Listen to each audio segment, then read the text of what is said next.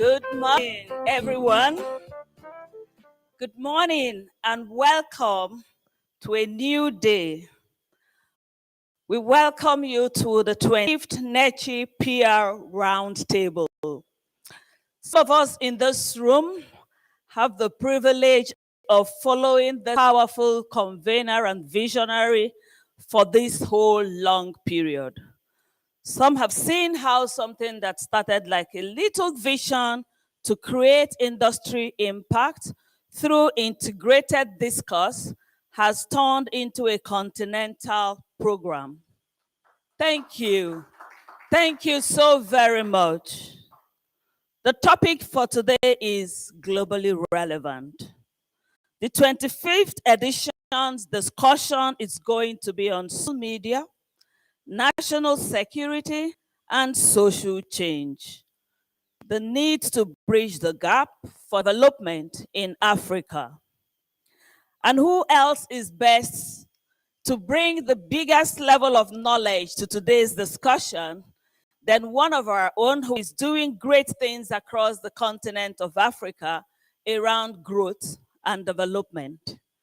And it's on this note that I would like to welcome you, His Excellency Dr. Akinwumi Adesina, the President.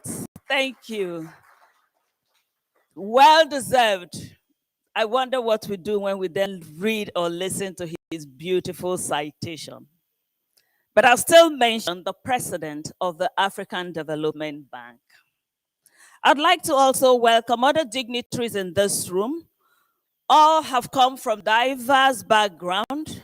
Mr. Yomi Badejo Okunsoya, the President of the African Public Relations Association. Put your hands together for him. The Honorable Commissioner of the Ministry of Youth and Social Development, Mr. Olusegun Danodu of Lagos State.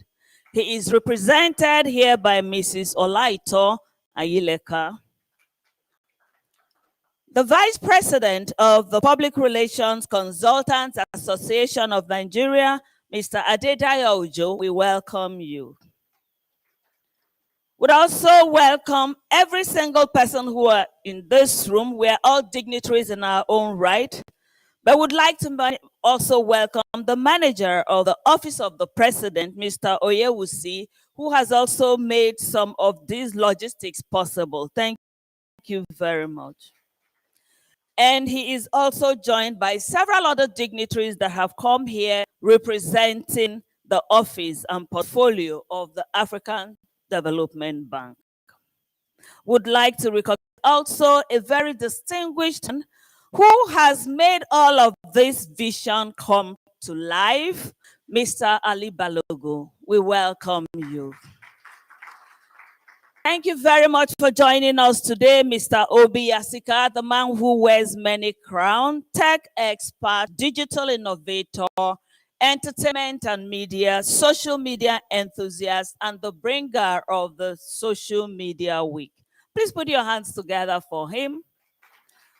Would also welcome one great lady representing Africa, Mrs. Nkiru Olumide Ojo, who is also a continental ambassador for us as the head of communications for Standard Bank Africa. So many in this room. Everyone in this room is a dignitary. I'd just like to say to all of us, welcome, welcome, and welcome. We recognize you all and we welcome you to today's event. At this point, I'd like to call on today's master compare, who will stare. We don't welcome you, convener, anyway, but we must recognize this convener, even as she comes later to welcome the visionary Mrs. Nkechi Ali Balogu. Let's recognize her and honor her for the great thing that she's done, build a platform of knowledge, intelligent discourse on technology, communication, and digital media. And at this point, I would also like to introduce to us today a lady who would steer the discussions and deliberations today. First, I have told you that she is Nigeria loaned to Africa, Mrs. Nkiru Olumide Ojo. She holds over 2 decades of experience as senior corporate executive looking after the reputation of multinational and national brands in Africa.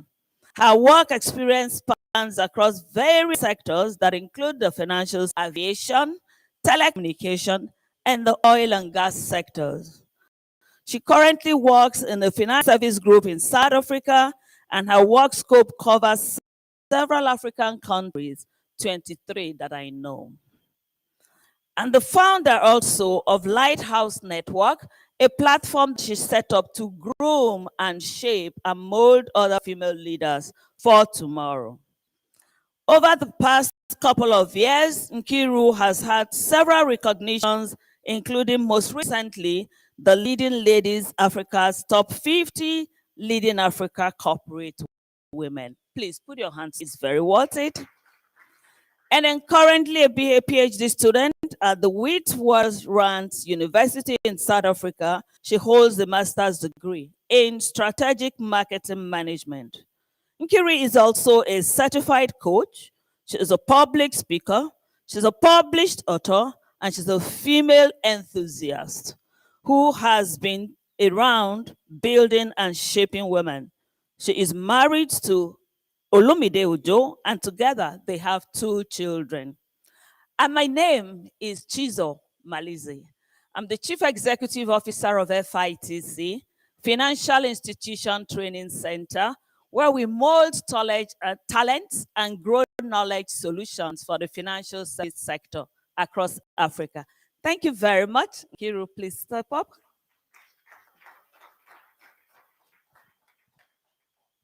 Thank you so much, Chizo. I was going to help you do your intro, but I see that you have done it.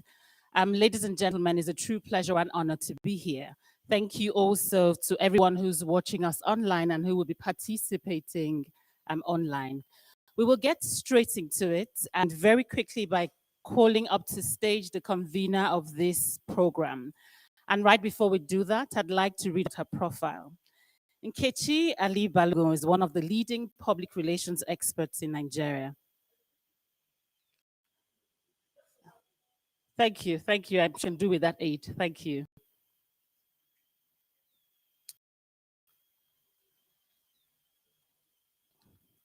Welcome again, everyone who's us online. This is the way that the world rolls now, and we are rolling along with it. So welcome everyone who's online. Okay.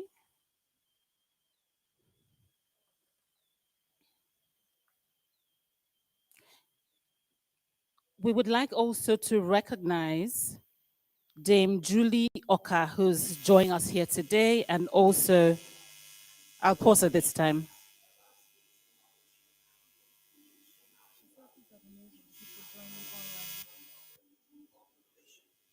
Experts in Nigeria. She is a multi-talented industry veteran with over 25 years of professional experience in client services and public relations consultancy, proffering value-adding solutions to managerial problems and turning issues as they arise into opportunities. In the area of corporate social responsibility, CSR, Nkechi has provided creative thinking initiatives and seamless execution for brands and companies in both the private and public sector. Nkechi, who has been at the forefront of building capacity for the industry, understands that the PR industry is rapidly changing.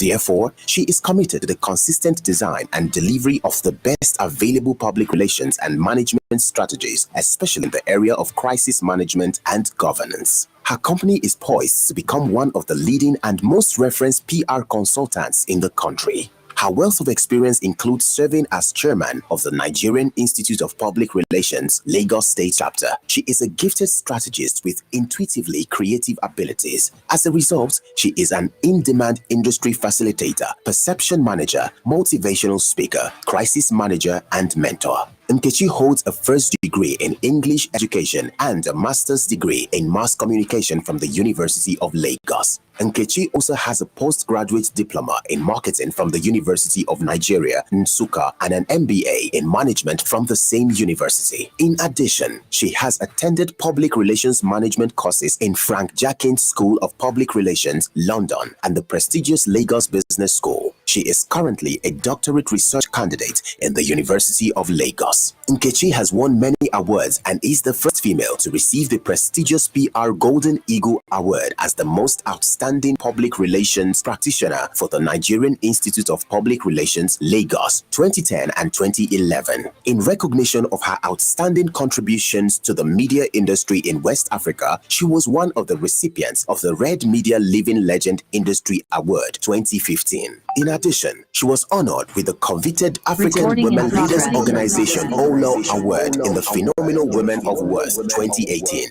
She is a fellow and a member of the Governing Council of the Nigerian Institute of Public Relations (NECCIPR) and a senior member of the African Public Relations Association (APRA). In 2018, she was awarded the Female Public Relations Personality of the Year (NIMCA).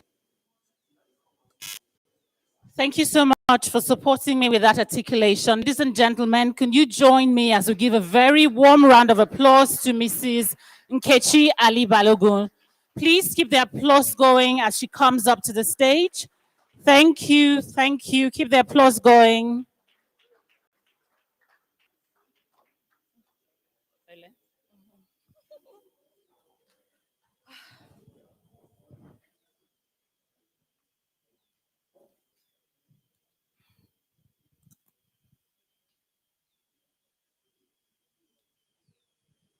I promised myself I was going to do something I have never done before.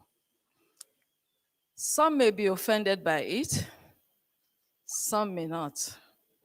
But in whichever side of the divide you find yourself, please accept it. Thank you. All glory must be to the Lord, for he is worthy of my praise. No man on earth should give glory to himself. All the glory must be to the Lord. Thank you very much. I don't know what would be more corporate than giving honor and glory to the executive producer of this program. I know the challenges we went through. We are standing here only because he made a way. The President, Your Excellency, the President of Africa Development Bank, Dr. Akiwumi Adesina, President of APRA, the protocol, the aides of the President, my panelists. I thought I saw Professor Akinfele here around. I have to acknowledge him, otherwise I won't get my PhD. My esteemed guests, ladies and gentlemen, it is my pleasure to welcome you to this 21st edition of the NECCIPR Roundtable. In spite of the harsh economic conditions and business environment preceded by COVID-19 pandemic and the volatile economy faced over the years, we have remained unwavering, creating and delivering this innovative and dynamic discourse platform, a gathering of industry thought leaders and experts for 2 decades. This is made possible by God's special grace and the passion and commitment of the various organizations who have supported us through partnerships and sponsorships. The theme of the 25th edition of the NECCIPR Roundtable is social media, national security, and social change, bridging the gap for development in Africa. With over 2 billion subscribers all over the world, it is no longer a matter of conjecture that social media now possesses the power to influence national security and social change. By now, a world without the internet is unimaginable. Connecting billions of people worldwide, the internet is a core pillar of the modern information society. As we explore the potentials of this theme and look at the future of Nigeria's security and digital world, we feel the urgent need to sensitize the citizenry on the need to be digital savvy and innovative in this fourth revolution age. It is time for us to unleash the potential of the youth of Nigeria. According to Akiwumi Adesina 2021, today, over 75% of the population is under the age of 35. More decisive actions are needed to turn this demographic asset into an economic dividend. A young, productive, youthful population with access to education, skills, social protection, affordable housing, and medical care will power Nigeria's economy now and well into the future. We must move away from so-called youth empowerment programs. The youth do not need handouts, they need investments. That's for His Excellency, because I'm quoting him. There is no doubt that social media, if adequately and appropriately harnessed, will bring about a digital revolution headed by youthpreneurs that will disrupt our financial world. Again, Akiwumi persists Nigeria should make its youth the drivers of the new economy by putting new financial service ecosystems around them to fully unleash their potential. We believe that social media can help to drive this process. We can use social media to solve the root causes of conflict, bring people together from the grassroots, across device to policy level to build everyday peace from the ground up. I know some will say that social media is currently the driver of polarization, hate speech, and violence. But the truth is, it can be effectively harnessed to reverse the negative single story through non-violent communication to build peace and a viable economy. As communicators and relationship build menders, PR practitioners believe that social media has the potential to play a greater role in building peace. Rather than ban, censor the use of social media, public relations must counsel government on the positive impact of social media as a tool to counter fake news and threat narratives. News stories about who we are now, and who we want to be. Stories about the kind of Nigeria we want can be created and shared and amplified. There is urgent need for us to begin to reframe our conversations and reshape our narratives of the current crisis facing the country. We acknowledge and welcome our keynote speaker at today's roundtable, His Excellency Akiwumi Adesina, the President, African Development Bank, Africa's optimist-in-chief.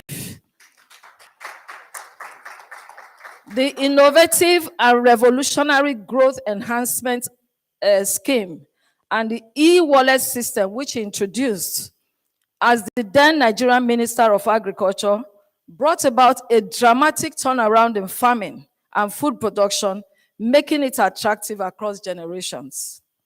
With equal zeal and dynamism, he has transformed the African Development Bank. In his tenure, the bank received its general capital from $3 billion to $208 billion. I mean, who does that? It's only our own proudly Nigerian son. No wonder it rated the best multilateral financial institution in the world for 2021 by the Global Finance, a renowned US magazine. Ladies and gentlemen, join me in welcoming a true son of Africa, a true son of Nigeria, visionary, intelligent, humble, and God-fearing, Dr. Adesina Akiwumi. No, sir. No, not now. I acknowledge and appreciate all our distinguished speakers and panelists. Every year, NECCIPR Roundtable gathers the best country thought leaders and experts, and they always rise to the occasion.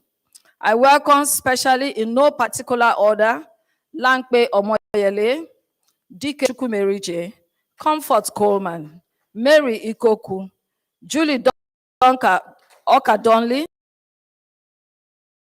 Amechi Chukwu, Dele Farotimi, Chizo Malize, Femi Adesina.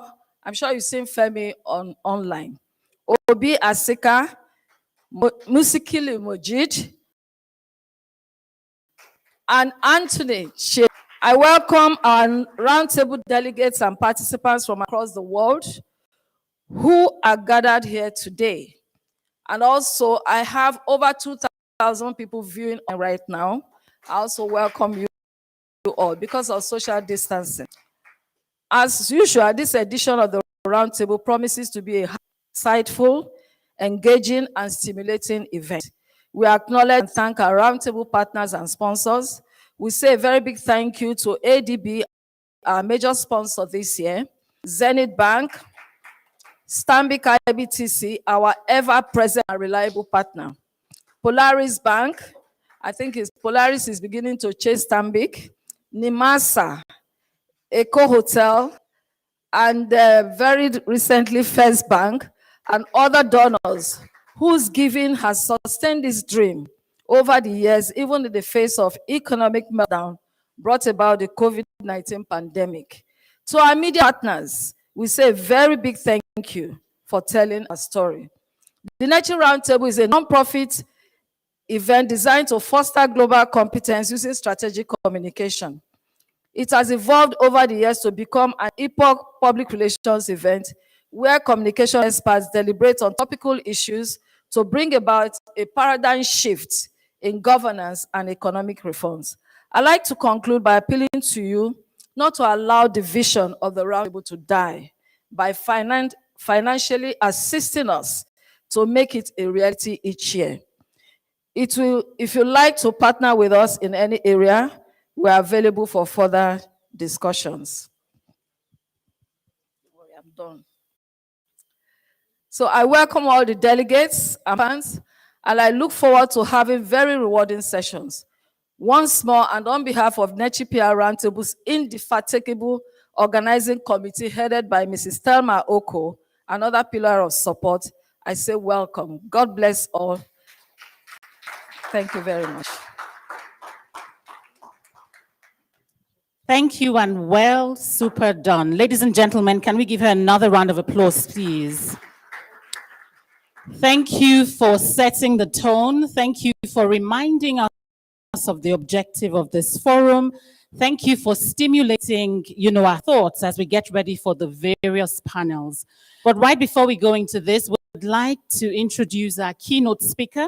Mrs. Ali Balogo has done some of that. We've got a video to help us do the rest, and then I'll invite him onto the stage.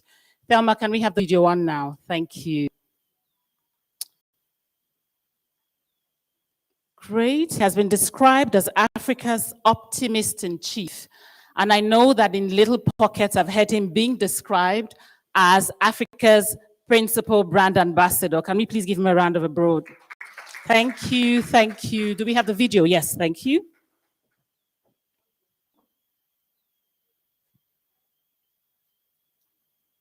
We have the audio playing.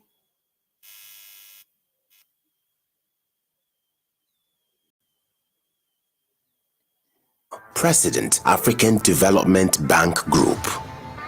Often described as Africa's optimist in chief, African Development Bank Group President Dr. Akiwumi A. Adesina, 1960, is widely lauded for his visionary leadership and passion for Africa's transformation. Formerly the Nigerian Agriculture Minister, Dr. Adesina was first elected president of the African Development Bank Group on 28 May 2015. He was unanimously re-elected for a second 5-year term on 27th August 2020. Dr. Adesina graduated with a bachelor's degree in agricultural economics, first-class honors from the University of Ife, now Obafemi Awolowo University, Nigeria, in 1981. Dr. Adesina holds a master's degree 1985 and a PhD in agricultural economics 1988 from Purdue University, United States of America, where he won the Outstanding PhD Thesis Award for that year. Dr. Adesina won the prestigious Rockefeller Foundation Social Science Fellowship in 1988, which launched him into his international career. A bold reformer, a minister of agriculture in Nigeria from 2011 to 2015, Dr. Adesina turned the agriculture sector of Nigeria around within 4 years. Under his tenure, Nigeria ended 40 years of corruption in the fertilizer sector by developing and implementing an innovative electronic wallet system which directly provides farmers with subsidized farm inputs at scale using their mobile phones. Within the first 4 years of its launch, this electronic wallet system reached 15 million farmers, dramatically transforming their lives. With Dr. Adesina at the helm, the African Development Bank Group achieved the highest capital increase since its establishment in 1964, when on 31st October 2019, shareholders from 80 members countries raised the general capital from $93 billion to a historical $208 billion. The African Development Bank Group responded boldly and swiftly to the COVID-19 pandemic. On 3rd April 2020, the Premier Development Finance Institute launched a landmark $3 billion COVID-19 social bond, followed by a crisis response facility of $10 billion. Dr. Adesina has recognized with numerous awards. On 19th October 2017, the president was conferred with the World Food Prize, also known as the Nobel Prize for Agriculture. On 29 February 2020, he was named African of the Year 2019 by 1 million readers of the African Leadership magazine. On 14th December 2020, the Academic of Public Health, the flagship body of the West African Institute of Public Health, announced Dr. Adesina as one of the winners of its 2020 Distinguished Fellowship Award for his successful efforts in helping Africa to curb the impacts of the coronavirus pandemic. On 21st of May 2021, the president was conferred an honorary doctorate by Makerere University in Uganda for his exemplary service to Africa and humanity. Under Dr. Adesina's leadership, the prestigious U.S. magazine Global Finance recently named the African Development Bank Group the best multilateral financial institute in the world for 2021. Ladies and gentlemen, please make welcome Dr. Akinwumi Adesina.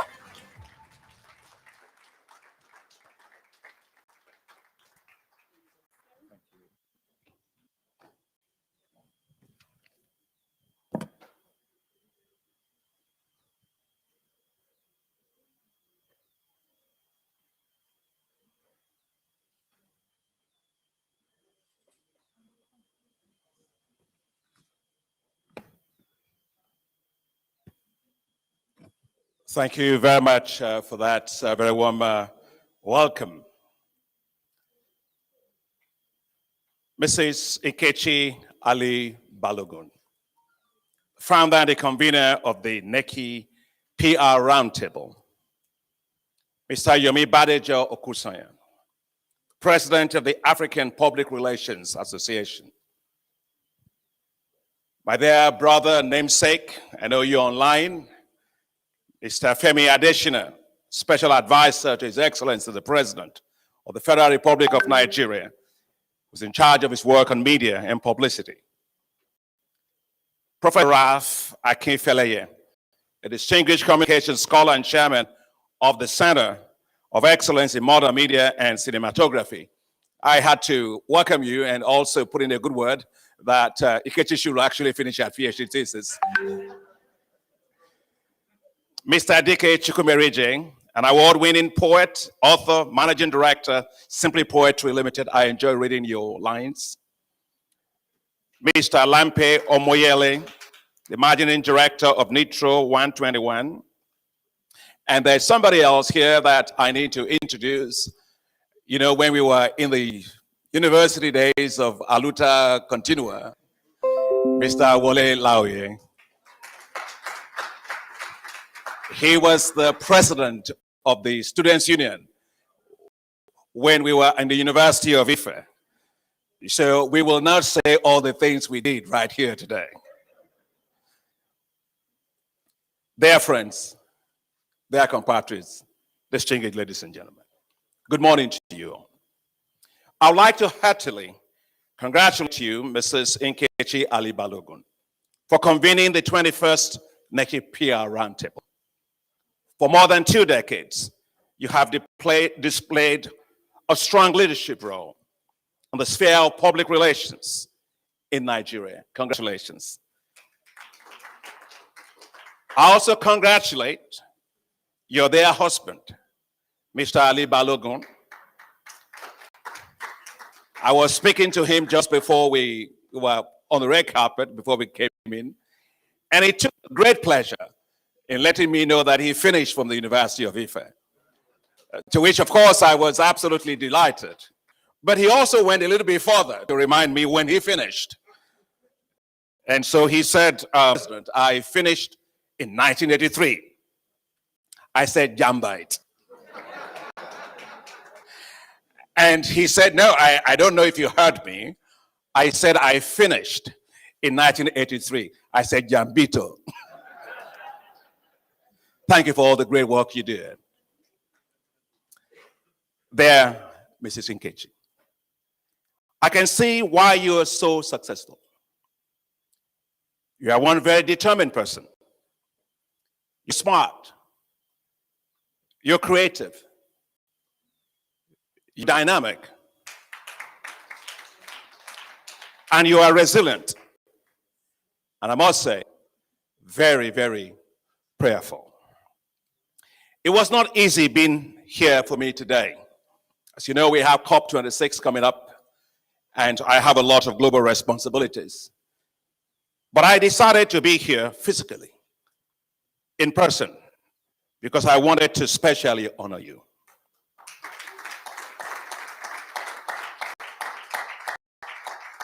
And all of your colleagues who work so tirelessly to brand our nation.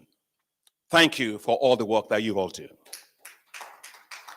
Ladies and gentlemen, thank you for the opportunity to share my thoughts on the themes social media, national security, and social change, bridging the gap for development in Africa.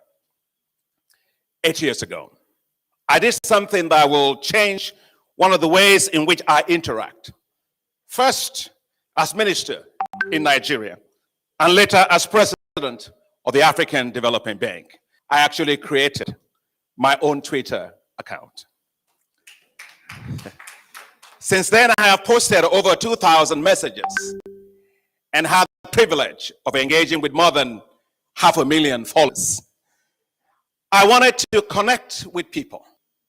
Social media offered me the perfect platform to interact, to engage, to inform, and of course to hear perspectives, and of course to stay connected. You see, bureaucracy and hierarchical nature of societies makes it easy for leaders to become far removed from those they are called to serve.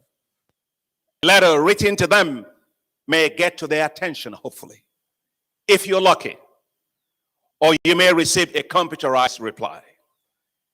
That is no longer the case with social media. Today, leaders have no choice. They must engage. Citizens now have social platforms to speak, to vent, and engage in the public sphere. Leaders who are far from their people no longer have a place to hide. The people are always relentlessly at their gates with inquiries, views, opinions, sometimes loyal and sometimes sarcasm. Ladies and gentlemen, in a new world of rapid social change, from Twitter to TikTok or any other social media platform for that matter, our lives will not be the same without them.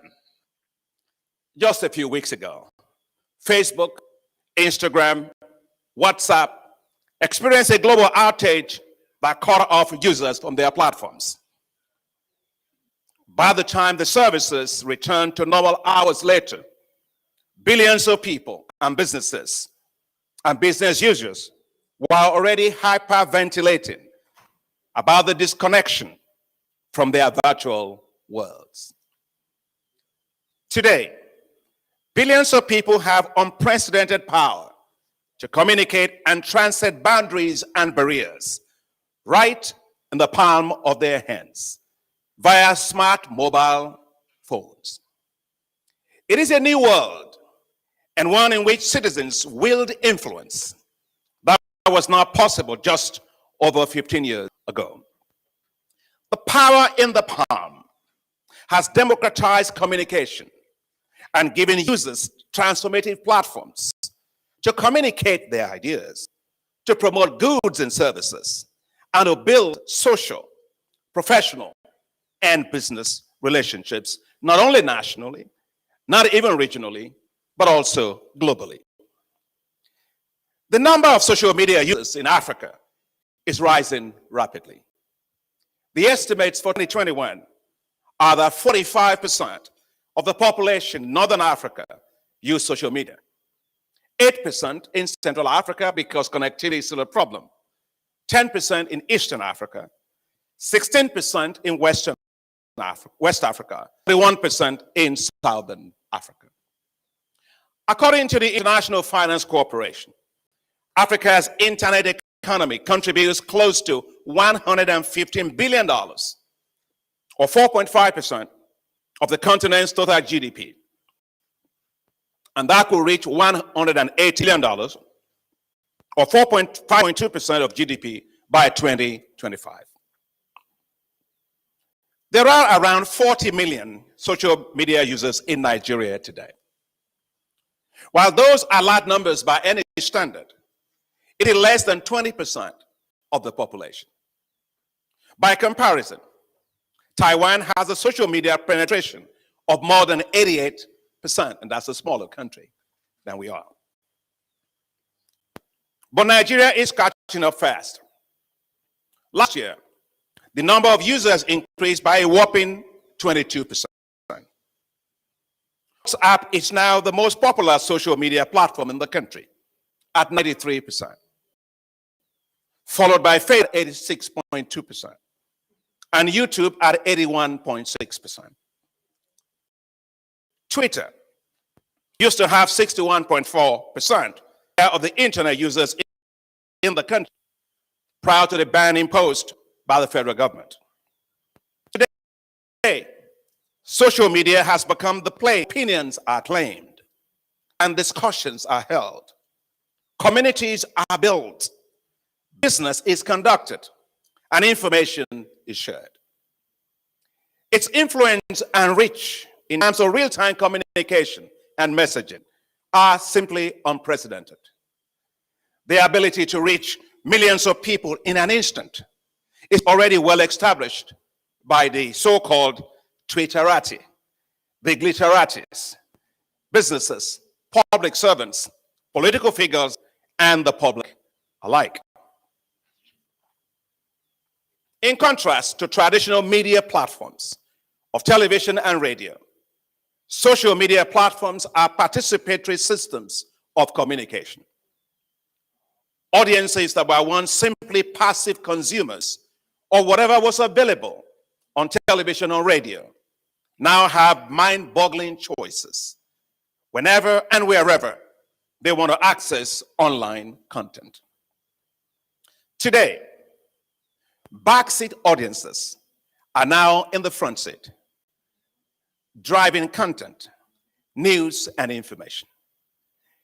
And in many instances, social media audiences have been known to actually break news way before national or traditional television or radio stations, even globally, are able to do so.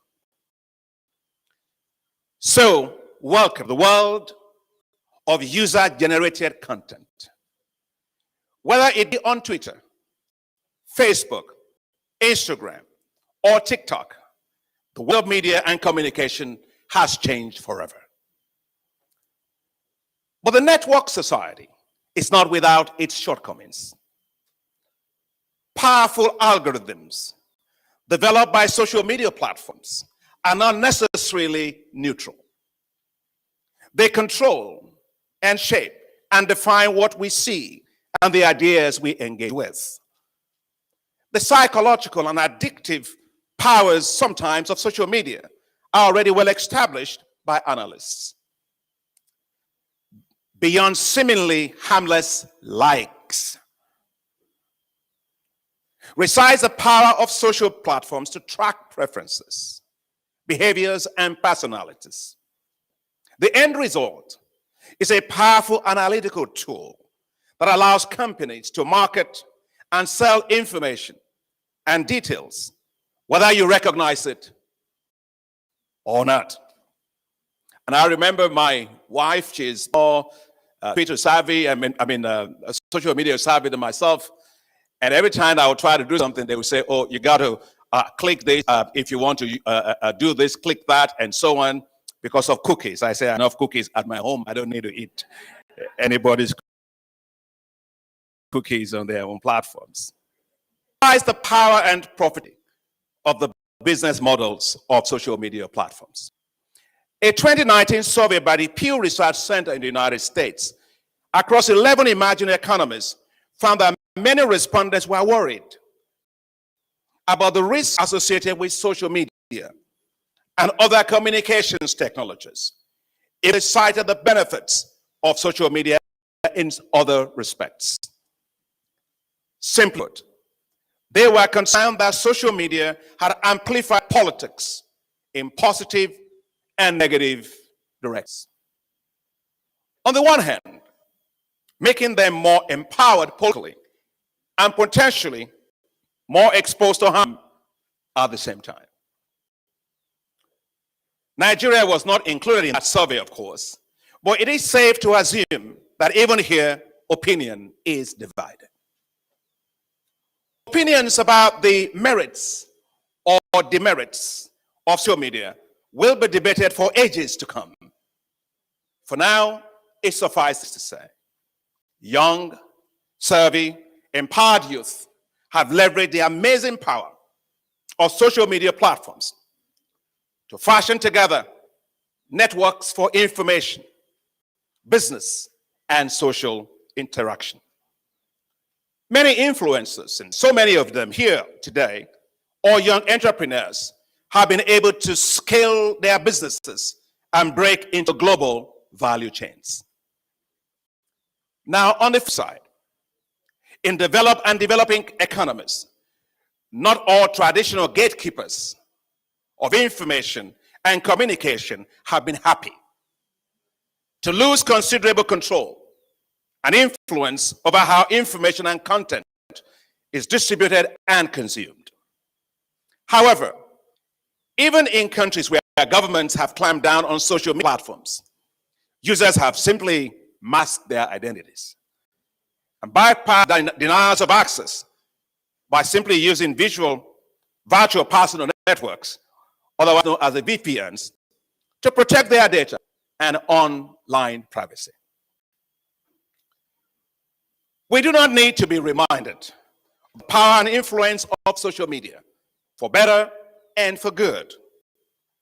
From Korea to Kenya, from Laos to Lagos, the innovative disruptions of social media are vividly on display. During the NSAS protests last year, Twitter was banned indefinitely by the federal government of Nigeria and placed out of reach of most Nigerians. Support for or the storm against the banning of a social media platform demonstrates the very difficult dilemma governments face as they seek to strike a balance between freedom of expression and national security. Nigeria, like many other democracies, has three arms of government. The legislature, that they have the power to make laws. The executive, the power to execute and enforce laws. and the judiciary the power to interpret and to apply laws. Respectively, they are also known as the first estate, the second estate, and the third estate of the realm. Traditional media, sometimes referred to as the fourth estate, refers to their explicit capacity for advocacy and implicit ability to frame political issues. Social media has given rise to what is now described as the fifth estate. I like five stuff, so I guess high five to that. People power is what it's called. Fully independent from any government control or vested interests. Some commentators suggest that the fifth estate will be as important in the 21st century as the fourth estate has been since the 18th century. The fifth estate can and should be a win for democracy and human rights protections. In many parts of the world, we see this on display all the time. Whether it is live-streamed political debates or discussions on critical issues, on the exposés on the tragic killing of George Floyd in the United States, or corrupt law enforcement officers caught on camera soliciting bribes on highways and byways, social media continues to play a critical role in protecting rights and ensuring the rule of law. Dear friends, colleagues, compatriots, but as security scholar Velicia Milina observes, the power that social media wields in facilitating the instantaneous dissemination of information also means that fake news, watered down stories, and propaganda can also easily be passed around at lightning speed without checks and balances. Milina argues, and I quote, "Power is no longer legitimized through expertise. There is a new understanding about truth, characterized by the notion that there are no traditions and they are no longer experts. The truth is moving away from expertise. The opinion of any blogger or material will be liked more than that of a university professor. Whoever tells a better story, and sometimes it could be the most outrageous story, gets the most trust in terms of attention of social media. That again is the power of the platform. Social media, depending on how it is used and who uses it and for what purpose, has tremendous power for good or for bad. But the constant reality is that we live in a binary world of truth and also misinformation. Ladies and gentlemen, social media applications, as with other cyber platforms, are not immune from malicious attacks. The recent global shutdown of Facebook, WhatsApp, and Instagram are precursors of greater risk of disruption that could even be at a much larger and systemic scale. Simply put, the private data and information of millions of users can potentially be hacked or compromised. For individuals, businesses, and governments that depend on these platforms, vulnerability assessments and cybersecurity are necessary in order to protect data, privacy, and information for individuals, businesses, and governments. Ladies and gentlemen, as technology advances, so too the challenges to national security in the virtual space. Technology is neutral. It is the use that it is put that defines acceptable and unacceptable boundaries. Ultimately, the vital question of who owns, controls, and spreads information will arise. Today, the owners of social media platforms wield unprecedented power. Concerns about social platforms stem from the powers of monopoly and the ability of the controllers of platforms to influence societies or creators of content to use them to drive wedge in societies, cultures, and religion, or sometimes to create misinformation or give oxygen to fake news. Despite the many benefits of social media, because it is possible to hide identities, it is very common to have abuse of social media. So if the rules are not well established and the norms of conduct well enforced, misuse of social media could cause discord, unravel societies due to susceptibility to foreign influence, social engineering, and cyber attacks. This network society cannot be ignored. Given the power and the pervasive influence of social media, every level of government must recognize the power of homegrown or global social media platforms as strategic instruments for direct communication with the public they serve in a way that is more consistent with the day-to-day realities of citizens. The rise of the network society therefore offers those in power a unique opportunity to engage in real-time meaningful dialogues with constituents, involve them in policy making, and address legitimate grievances before they become toxic. When I look at the rapid uptake of social media by millions of modern mobile phone users in Nigeria, I cannot see why communication should not be at the heart of development policies and good governance. It is an excellent platform for policymakers and public officials to engage with the citizenry. To do so, information and communication must be fact-based, devoid of propaganda, short and straight to the point, informational, educational, and inspiring. Anything short of this is bound to be rejected by savvy social media users. The effective use of social media platforms, therefore, requires clear distinctions between political advertising and public service information, and the temptation to sometimes blur the lines for political gains.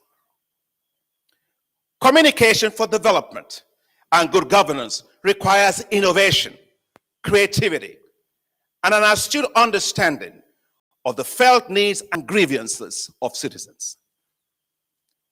Development and policy communication via social media also requires restraint and proactive responses in order to avoid a firefighting approach. In a social media world, a vacuum cannot exist. Governments must be proactive and responsible users of the space to effectively fight for the hearts and minds of those they are called to serve. As such, social media should be utilized sensitively by governments and not politicized.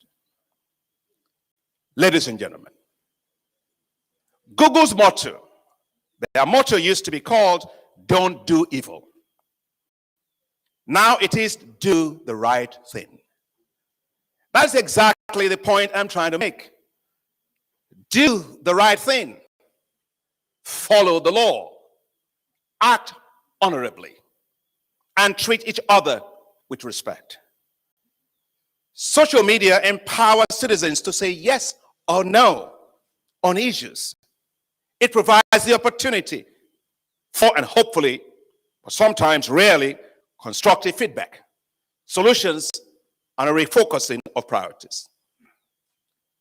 From a national security perspective, the biggest promise of social media lies in the technological capabilities that could facilitate direct, constructive, creative, and mass political involvement. Ladies and gentlemen, social media does have clear benefits for development and democracy.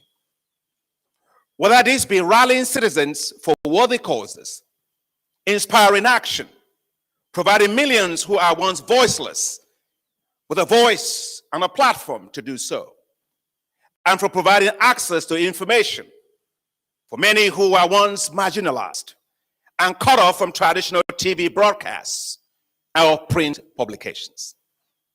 Social media and development have entered a new exciting phase.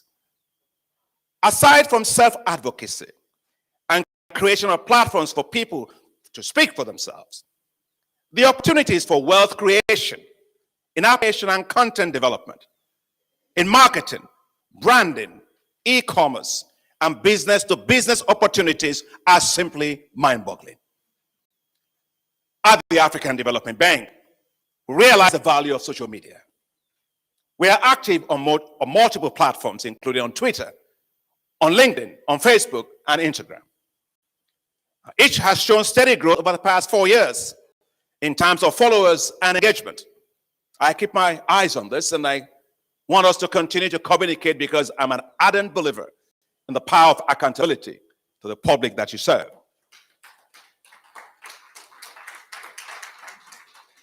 I remember when I was minister, I used to say that if you are given the power of the state, you fly in a flag or do whatever, they're not doing that because you are loved. They're doing that because you are supposed to be providing a public service. And therefore, we must understand those who lead are not more powerful than those they serve.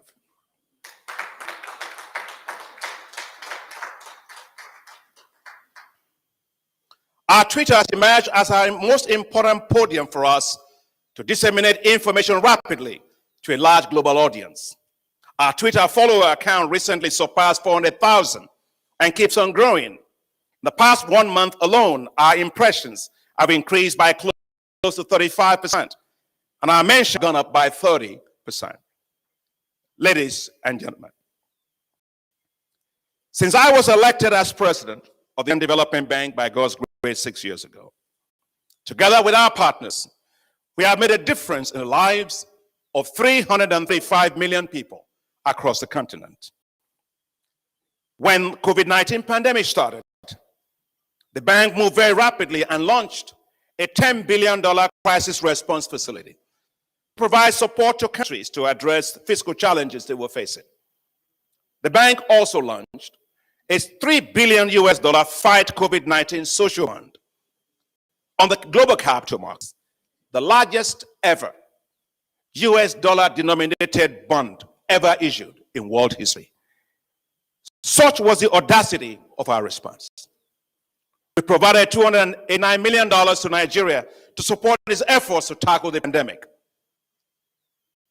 We are a people-centered bank, a solutions bank for Africa. And our efforts are being recognized globally.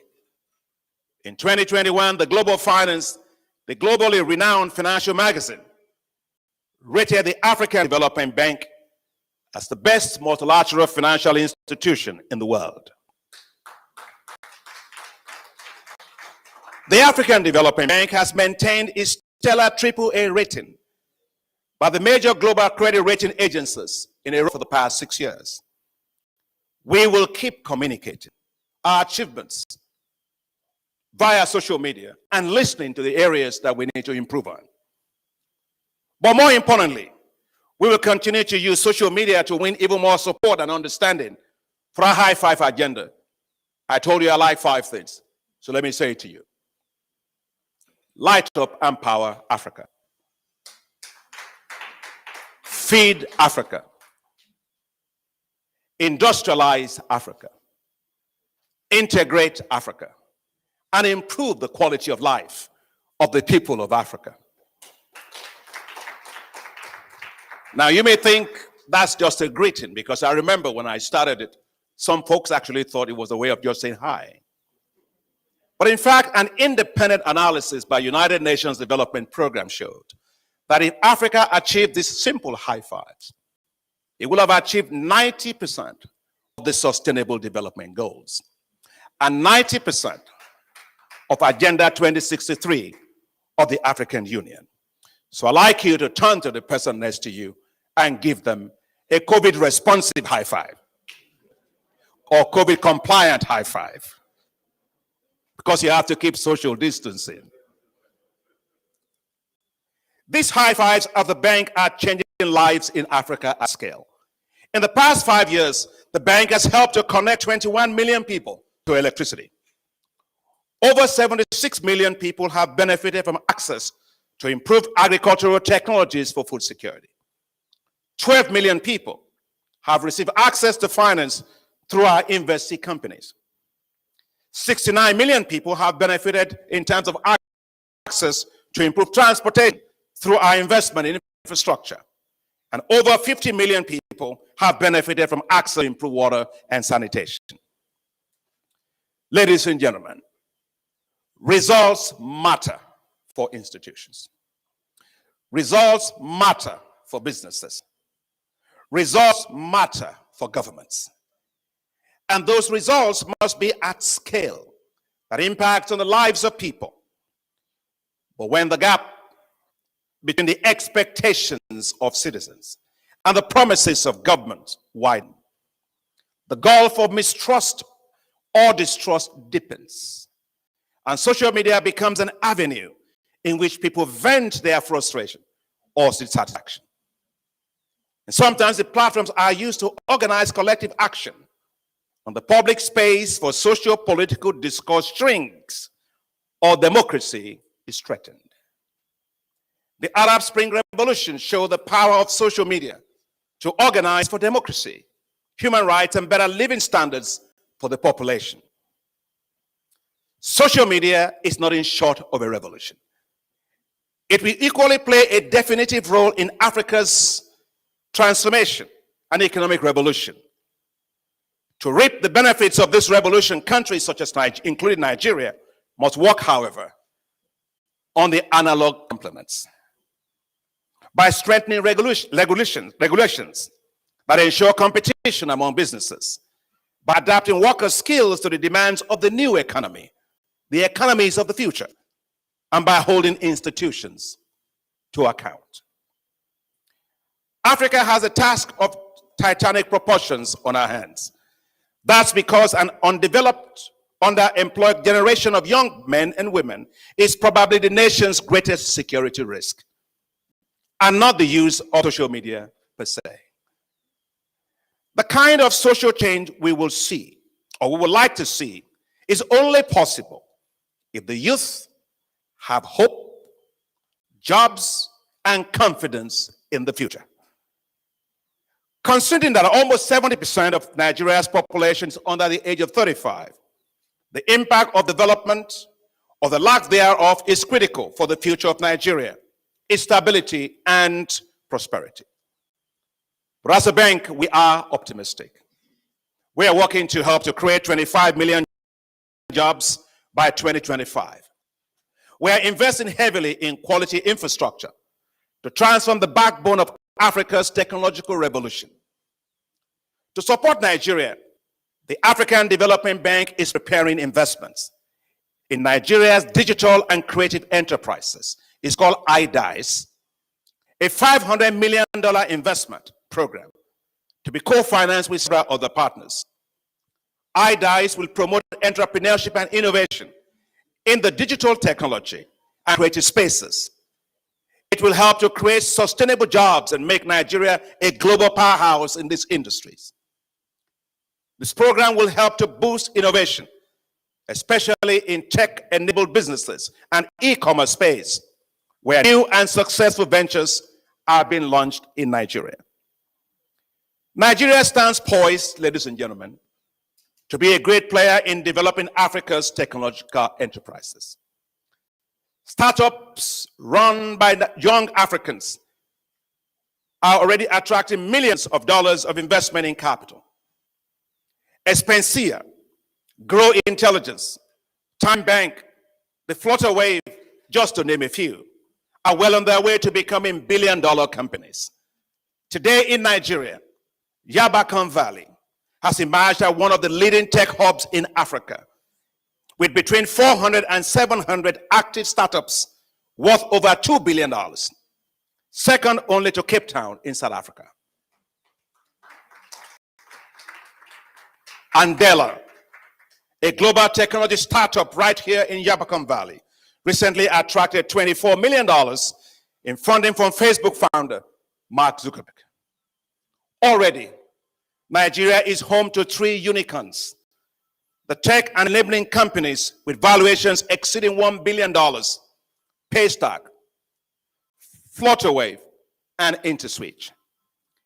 The $200 million investment by Stripe, a Silicon firm in the local payment systems called Paystack, and the $400 million in 3 tech companies in just 1 week in Nigeria in 2019 signal the potential, that enormous potential that Nigeria has for attracting global digital commerce and financial services. As I bring my lecture to close, I would like to emphasize there's still a huge digital divide. We must close that digital divide. Every Nigerian should have reliable and available internet access. This access will expand digital financial inclusion and widen even further the use of social media platforms. It used to be that the basic things of life is you needed food, you needed good medical care, and you needed good education. But I will add to that, access to internet in today's modern era is the most important thing, because without it, education, health, agriculture, nothing works. So in fact, smart countries will do all they can to even provide you internet literally for free.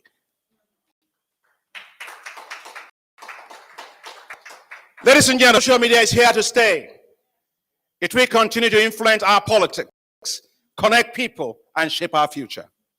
The role of leaders is to anticipate the future before it arrives, and to create an enabling environment with robust infrastructure, vision, the right policies, rules, and regulations to guide it. By fully leveraging the power of technology, social media, and communication platforms, we will create a better, more inclusive, and prosperous Nigeria. A prosperous Nigeria driven by a dynamic, young, and savvy generation. A peaceful Nigeria with opportunities for all. A more Nigeria. A nation where all voices are heard, where all platforms are used, where decency and respect is given to all, and where security is assured for us. Thank you all very much for having me. God bless you, and God bless the Federal Republic of Nigeria.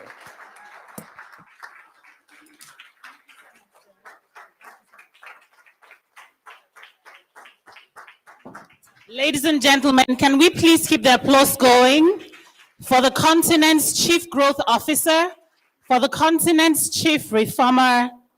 Can we please keep the applause going? Thank you so much, Your Excellency. Very deep and insightful session. I'd always thought that he was a marketer at heart, because he talks to us, yes, we agree, because he talks to us about the power of user-generated content. He speaks to us about the power of social media to achieve social change. He speaks to us about using social media responsibly and in such a sensitive manner.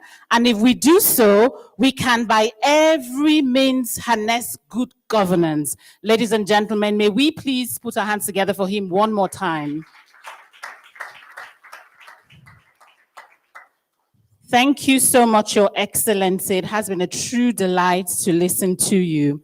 And really quickly, I'd like to invite Professor Akinfeleye to do us the honors of thanking very formally His Excellency for what has been a great presentation. May we please invite Prof. Akinfeleye. May you please, ladies and gentlemen, give him a round of applause. Thank you.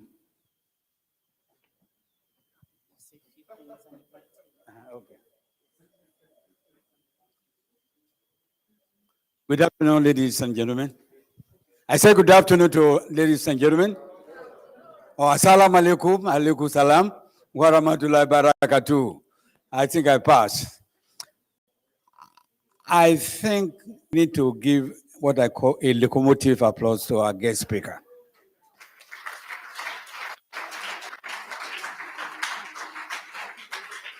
That's Kekemarua applause. That's Kekemarua. Let's give locomotive applause to our guest. Ba, ba, ba, ba, ba, ba, ba, ba. Thank you. Well, I'm asked to make a presentation, and the director of events has a lot of goodwill. After this speech, I tend to doubt whether indeed my brother, Dr. Adewumi Additional, either is a communicator or an aggressionist. He spoke, I was listening to you at the time of taking note copiously. Indeed, Africa can grow. Indeed, Africa can make it, and we shall make it. I congratulate you for your new appointment. And if I were to give you, I know you got first class from IFE, but for today's presentation, I need to give you first class, first class, first class, first class, first class. And as America will say, I've given you supreme cum laude. Congratulations, sir. I'm one of your fans, and I think you keep on trucking. God will bless you. It's an honor for me to make this presentation. You mentioned something about Madam Ali Balogun Nkechi. That is a very, very tough woman, highly cerebral. I will not take you enough for an answer. I didn't want to come for this. I was in Kano. She called me last night that, Prof, you must come home. So I have no other than to come with the 7:30 flight. And luckily for us, this time around, they were on time.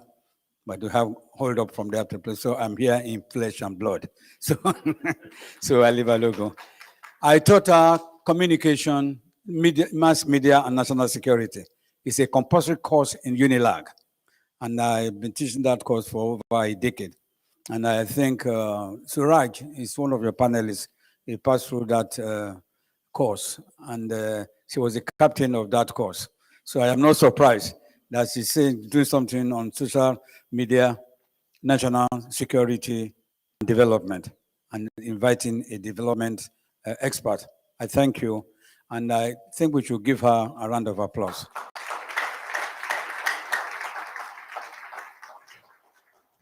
Now it's my pleasure to make this presentation. And I'm doing that for the first time. I think I should go into Guinness Book of Records. This is my first time of giving you after your new appointment.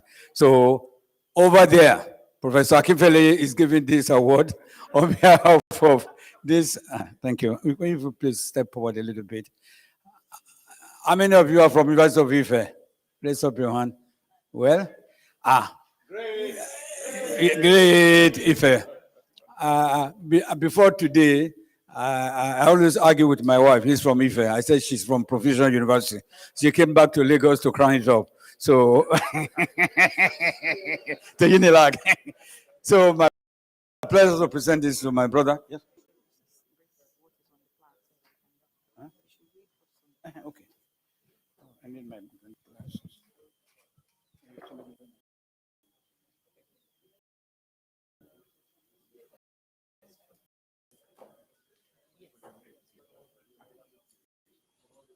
I must read it. You want me to help you? No, I'm going to make my glasses. Better this way. Hold it for me.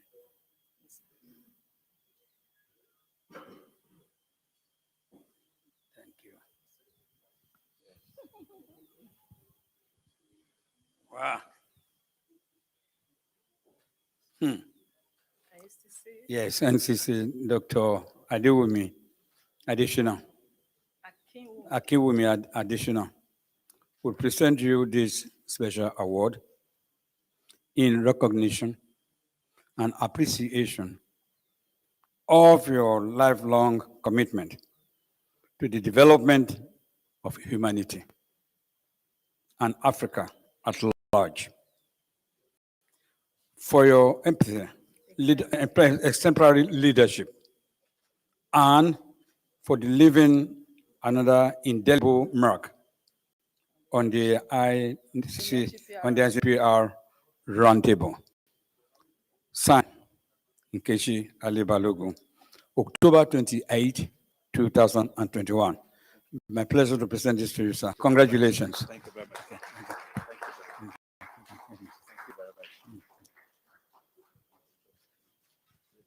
I presented it. You want to whether you accept or reject our award. It is accepted with all joy.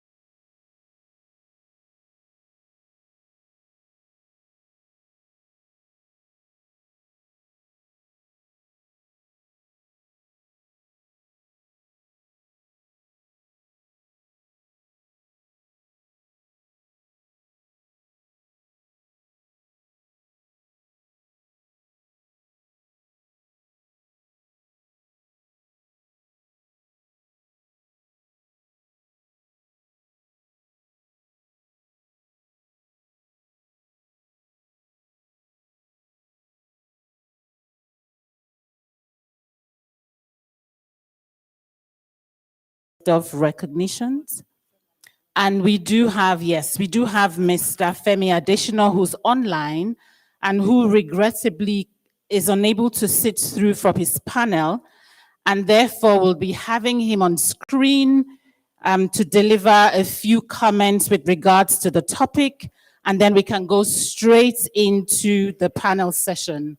Technical, can I have you pin and highlight Mr. Femi Additional on the screen so he can make his quick comments whilst we go into the panel session? May I have you please highlight, yes, Femi Additional, just pin him on the screen so that we can hear and amplify his voice so that we can hear what he has to deliver to us today before he carries on. It has been a very valuable session so far.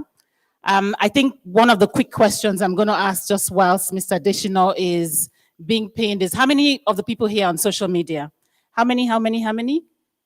Cool stuff, great. Great to hear that the people who are engaging in the audience are actually having the social media experience. Over to you now, Mr. Additional.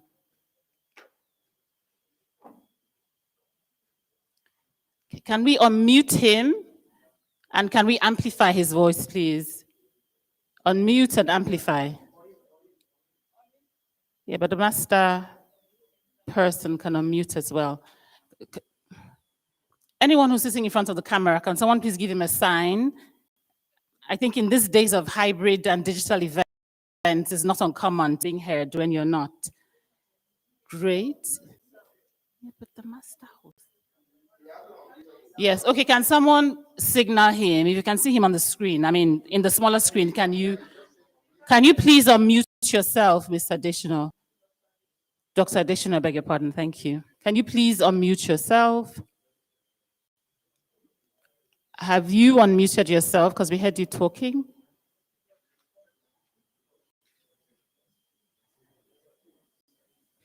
Can you please unmute yourself?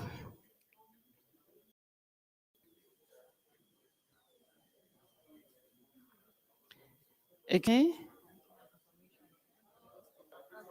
Okay. I don't know that list. Whilst he's unmuting himself, we still have a few more recognitions to. Has he? You're unmuted. I hear him say he's unmuted, so he needs to be amplified. He's been pinned to the screen. We just need to have his voice amplified because he's unmuted. And whilst we're waiting for him, I'd like to very quickly recognize the presence of the Honorable Commissioner, Lagos State Ministry of Information and Strategy, Mr. Gbenga Omotosho. Please give him a round of applause. Recognizing also the editor-in-chief of the Vanguard newspaper and former president of the Nigerian Guild of Editors, Mr. Gbenga Adefaye. Is he amplified as yet? Can we hear him? Dr. Adeshino, do you want to just say hello and we can check if we can hear you? Just say hello to us and we can see if we can hear you. Okay, there you go. We still can't. So I feel like you need to connect the loudspeaker to the laptop and then we will be able to hear him. I'd like to recognize the Chief Press Secretary, Lagos State Government, Mr. Agboyega Akoshile. Can we please give him a round of applause? Excellent. And if you have just joined us, we've just listened to the keynote speaker, and he has spoken to us about the importance of social media in driving good governance if it is used sensitively. I've asked his team to make available to the organizers excerpts from his paper, and we'll be certain to circulate it around. If Mr. Adeshino is sorted, do let us know so we don't hold up the audience. Otherwise, I'm going to have to call Mr. Moele. Is he amplified and can we hear him? Oh, there you go. He's talking already and we cannot hear him. Sure.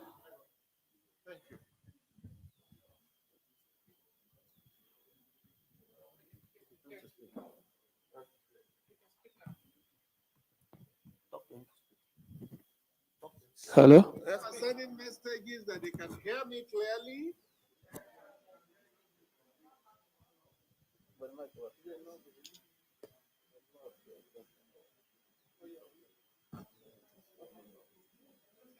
Okay, Dame Okadonli, thank you. I've seen your message that you can hear me.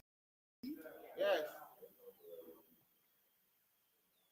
Go on, go on. Okay, go on. Okay, I should go on. Thank you, thank you, thank you. Let me start by appreciating Mrs. Nkechi Alibalogu for inviting me to this roundtable. Like Dr. Adeshino, who flew in from Abidjan despite his many commitments, I wish I could have been there physically. But well, thank God for technology that I can do it this way, though I couldn't be there physically. Thank you for Dr. Adeshino. Always a delight to listen to him any day. He was introduced as a true son of Africa, a true son of Nigeria, and I add, our big export to the world. We are proud as Nigerians that we have provided Dr. Adeshino not only to Africa, but to the world. Thank you for that lecture, which I think is the need of the hour, because in Nigeria, it's an issue for us. Social media, national security, and social change. It is an issue for us in Nigeria. We know what happened last year, particularly during NSAS. We know the use the social media was put to. We know why Twitter was banned and how the processes are on to unban it. Very good to have Twitter, very good to have social media, but then a country must also exist before you can have productive use of the social media. If social media will pull down a country, if it will turn the country into a tailspin, then we need to look at it again. So that, as Dr. Adeshino said, there is a delicate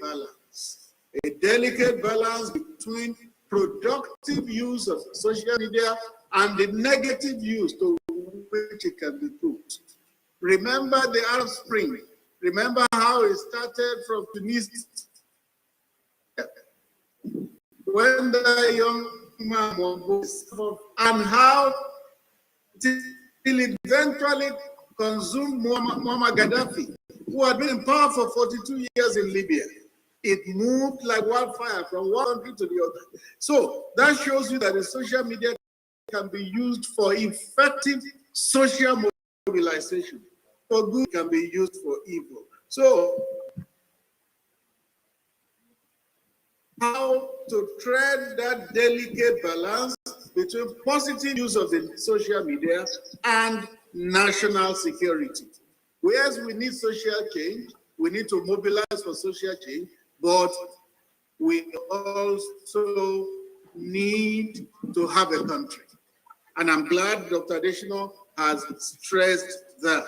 Communication has been democratized. It must continue to be so. It must continue to be so. Leaders need to engage with the people. Communication must continue to be a two-way traffic. That is how it had always been. But it is very important that while democratizing communication, we don't also allow it to send our country into a tailspin. I want to thank Dr. Adeshino for that presentation. I want to thank Mrs. Alibalogun once again for putting this roundtable together. Like Dr. Adeshino said, the African Development Bank will continue to use the social media. And I want to extrapolate and say Nigeria will continue to use the social media for the good of our country, for the development of business, for social mobilization. But in the midst of it all, we must continue to have a country. Thank you very much. Thank you very much, Dr. Adeshino. We hear you very loudly and we support the comments that you have made. Responsible use of social media will ensure that we still have a country. Can we please give him a round of applause again? Thank you. I think very quickly, I'd like to just invite Mr. Lankpe Omoele. And Lankpe, I would very quickly read his profile. And whilst Lankpe is coming on the stage, we'll have another round of photography really quickly. So Lankpe Omoele is a widely respected leader and mentor in the marketing and advertising industry. He's currently the managing director of Nitro One-to-One, which is one of West Africa's leading marketing agency. He has been the marketing director of AC Nielsen West Africa, marketing director, Cadbury Eastern Central Africa, African marketing director for family nutrition, GlaxoSmithKline Beacon, and lots of international and national brands. Ladies and gentlemen, can you please put your hands together as I welcome Lankpe to the stage? Thank you.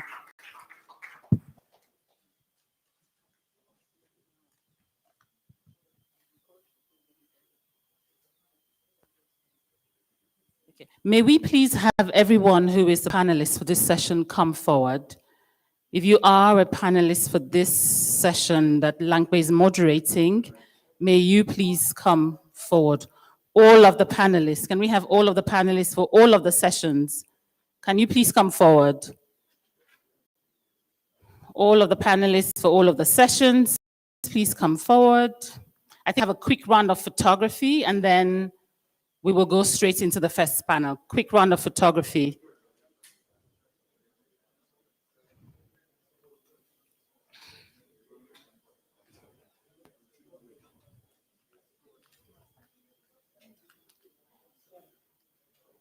If you are a panelist, please come forward. Thank you. Photographers, can you please organize to get this done really quickly? I've just been made aware that we do have some commissioners from the Lagos government who are behind. If you very kindly just indicate, we would have the ushers come to bring you. May we please invite Benga Motosho. Okay, so can we do this in batches, please? In batches of 1, 2, 3, 4, 5, 6. Panel one. Can we have panel one here? And then we do panel two. So panel one. Great. So these are members of panel one.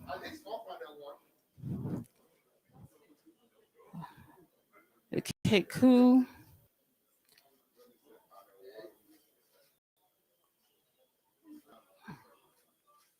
If you are on the second panel, thank you so much, photographers. Thank you so much. If you need to be on stage, please be on stage. Mr. Motoshok, may you please come forward? Mr. Defaye, may you please come forward? Mr. Motoshok, may you please come forward?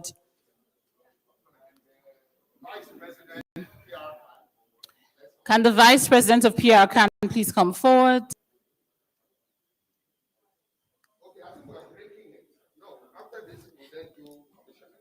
So we just had this first team. So can we have a second team? If you've just been in this team, may we have your replacement? Second panel, please stay. You haven't taken before, so you can join us. Please come through.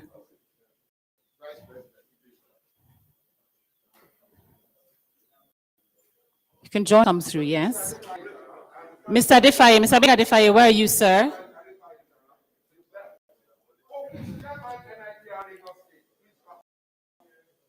Can Chairman of NIPR Lagos State come forward?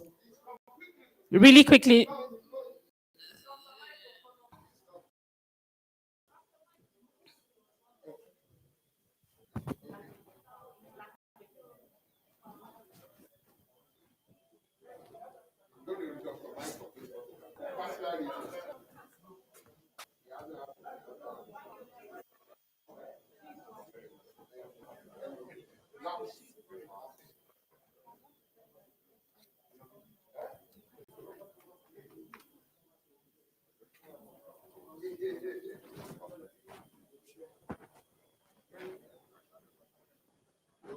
All those who went to professional university Senior. Okay.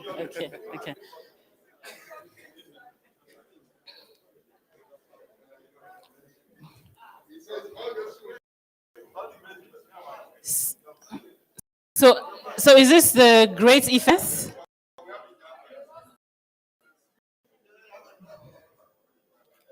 So it's Ife team.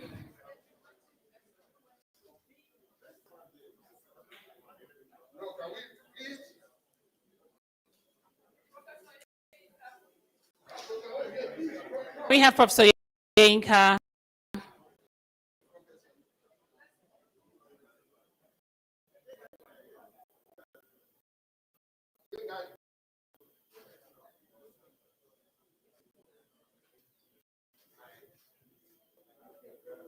Thank you so much, Your Excellency. Thank you very much, special guest. Handing very quickly to Mr. Lankpe Moyele, who would lead the panel discussions. Over to you, Mr. Moyele.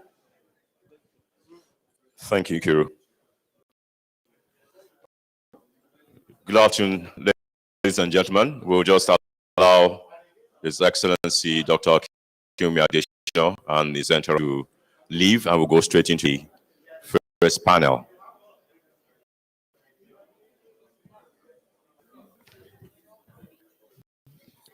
And while it's going on, I invite onto the panel Mr. Dike Chukwumerije. Mr. Dike Chukwumerije, please give him a warm welcome as he comes up.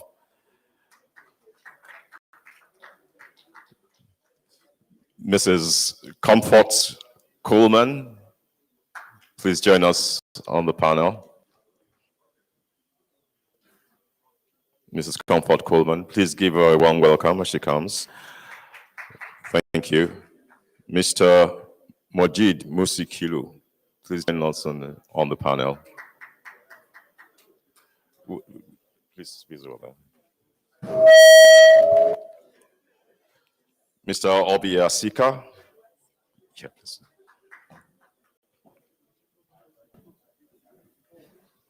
And Dr. Suraj, please. Dr. Suraj, thank you. We already heard from Mr. Femi Adesina, and I'm sure some of the points he made earlier on might also be referred to. And thank you, panelists. For the profiles of the panelists, please, I'll request for management of time that you please make reference to their profiles in the program brochure. So good afternoon again, everyone. And as I'm sure we all agree, Dr. Adesina has shared very interesting perspectives during the course of his keynote speech. And I do not intend to do a summary at this time. But to kick this conversation off, there are a few thoughts that struck me as he shared. And first, on a light note, I'm reminded about a quote famously attributed to General Idi Amin, the former president of Uganda, who was quoted to have said that he guarantees freedom of speech, but he doesn't guarantee freedom after speech. And in many respects, and he said this well before social media came to be, but in many respects, it speaks to the tension points that Dr. Adesina spoke about. The tension points between the fifth estate, as he called it, the office of the citizen, and also balancing with those who are responsible for security. So there are those tension points that need to be navigated. And so as we begin this conversation, I would, for the first run, ask for 2-3 minute snapshot. What your key takeouts from Dr. Adesina's keynote is, and your thoughts in terms of how we can navigate the tension points in the utilization of social media for being a force of social change, force for social good, and balancing that with national security issues. So I'd like to start with you, DK. What are your thoughts around this in a 2-3 minutes quick shot? Thank you very much for the opportunity. I think in summary, what I took from Mr. Adesina's speech is that social media is a neutral force.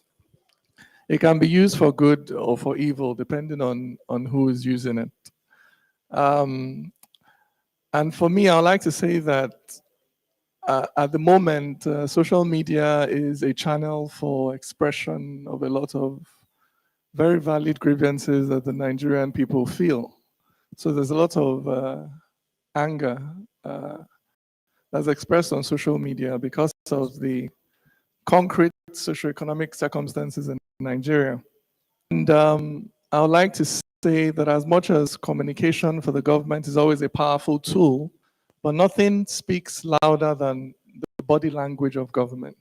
There are no words that government can use that can sort of correct what the body language of the government is saying. The best way that the government can communicate with Nigerians is by providing security, building roads, providing light, providing hospitals. And if that baseline is not there, then anything else the government is saying is propaganda. And propaganda never works. Particularly as society gets more and more enlightened and information is democratized, propaganda never works. It just makes things worse. So in terms of the use of social media, government needs to approach it with a lot more honesty and being able to bring better deliverables to the table, not relying solely on how you say things to try and calm tensions down. You have to deliver. But on the side of society, I'm a great advocate for social media as a tool for reorienting our people, particularly our young people, and redirecting anger towards more profitable channels. So I don't think that anger is not a strategy for social change. It's just anger. It's a question of where do you direct that anger towards? And I believe a lot in in trying to channel that anger towards positive activity. So for me, social media is a tool for doing that. Thank you. Thank you, DK. And you make a key call out about national orientation. Dr. Additional in his keynote spoke about how the ADB utilizes Twitter, for example, as a platform for communicating and being open to suggestions that come. And it brings to mind, therefore, that social media can be a strong platform for national orientation.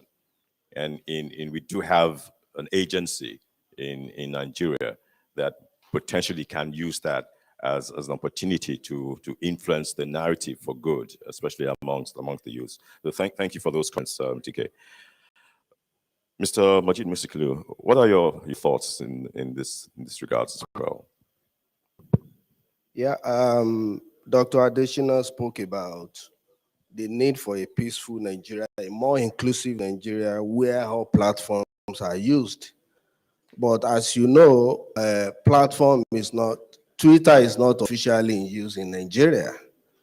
And if you ask me, I would say that the Nigerian government committed a strategic blunder by banning Twitter.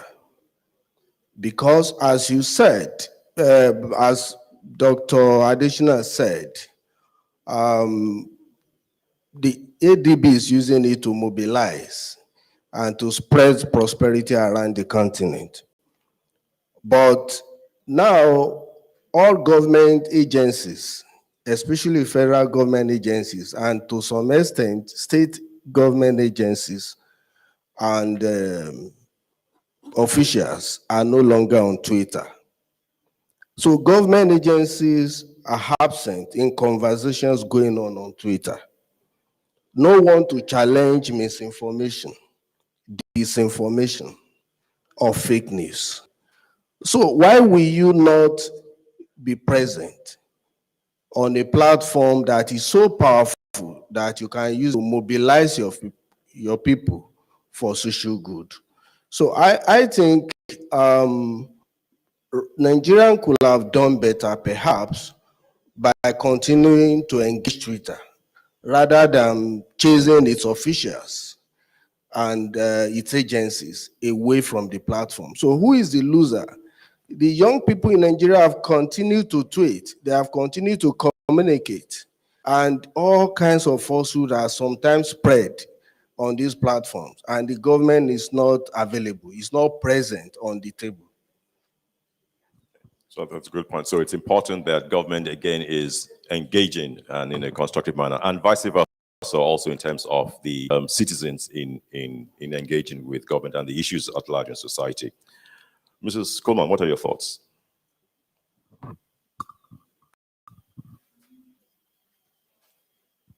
Dr. Additional talked about the teen population.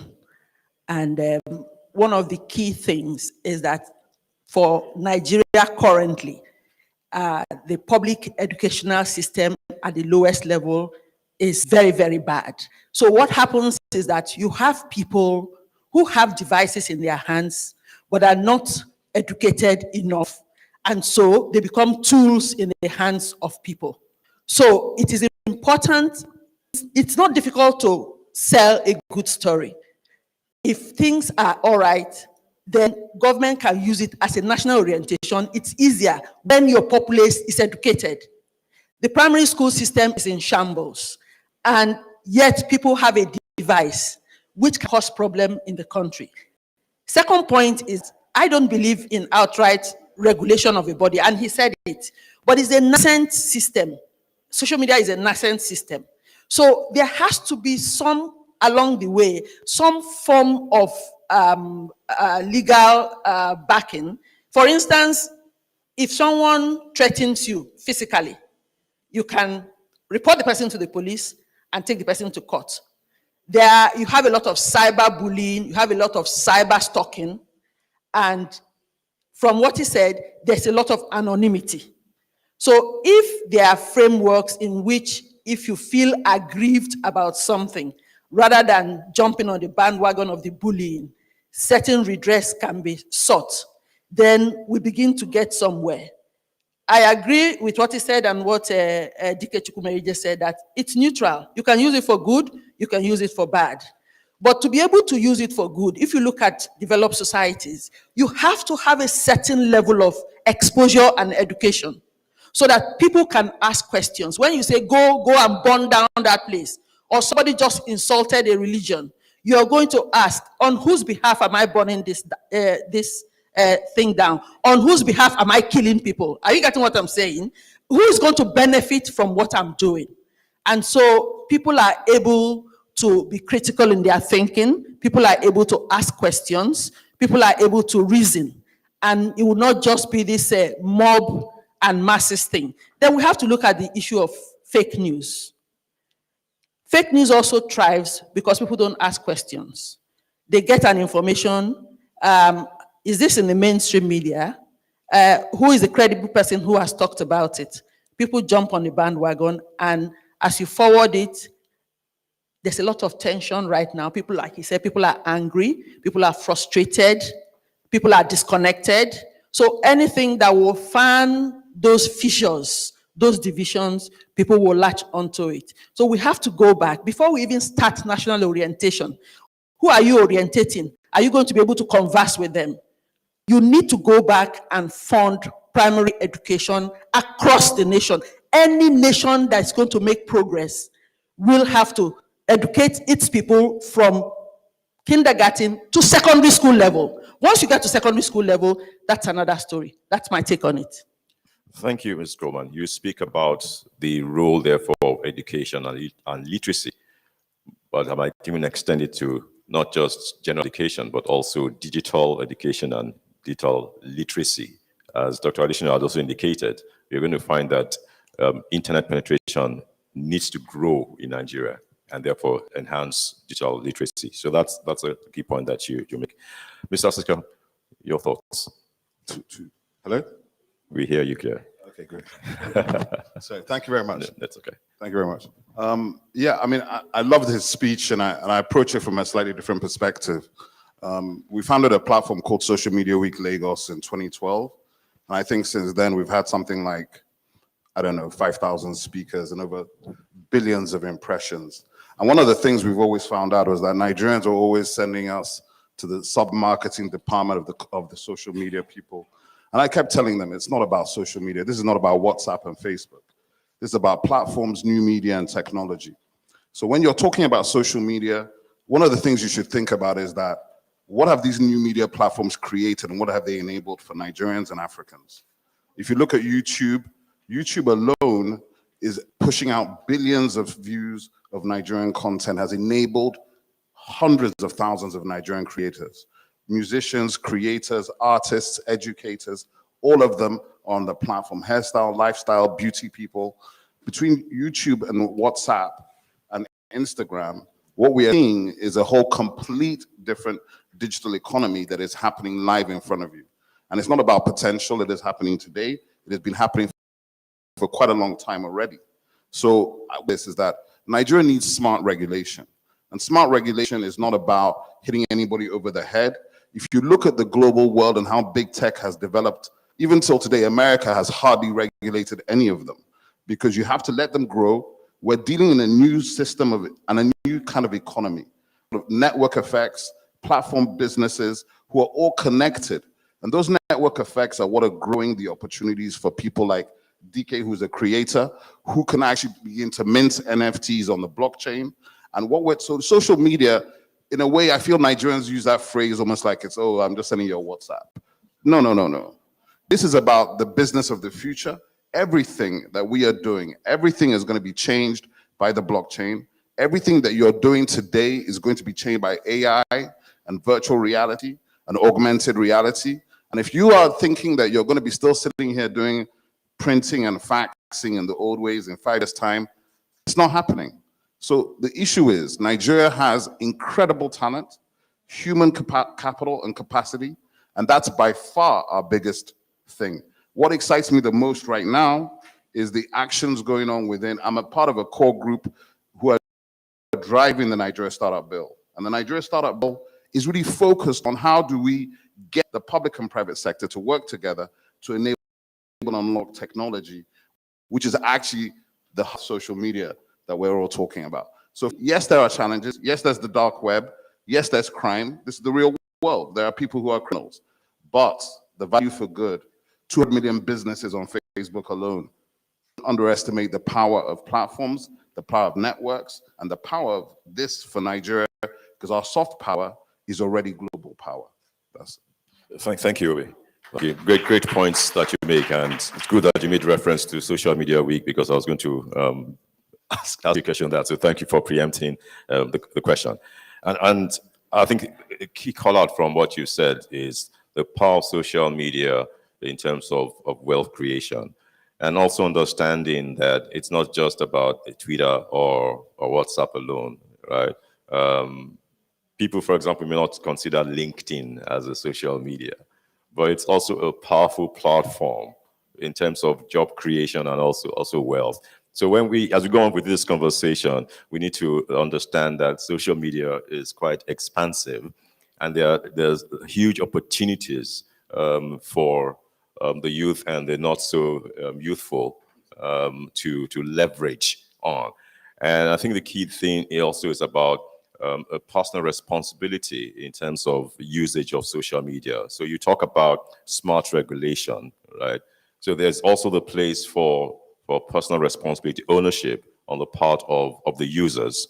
And I think that the more people understand that social media is a force for good and should be used for good, then the lower the risks that we face in terms of the national security issues. But there's also a place for regulation, and I believe that what you're talking about in terms of smart regulation. I think the whole world, not just Nigeria, is also taking that into recognition.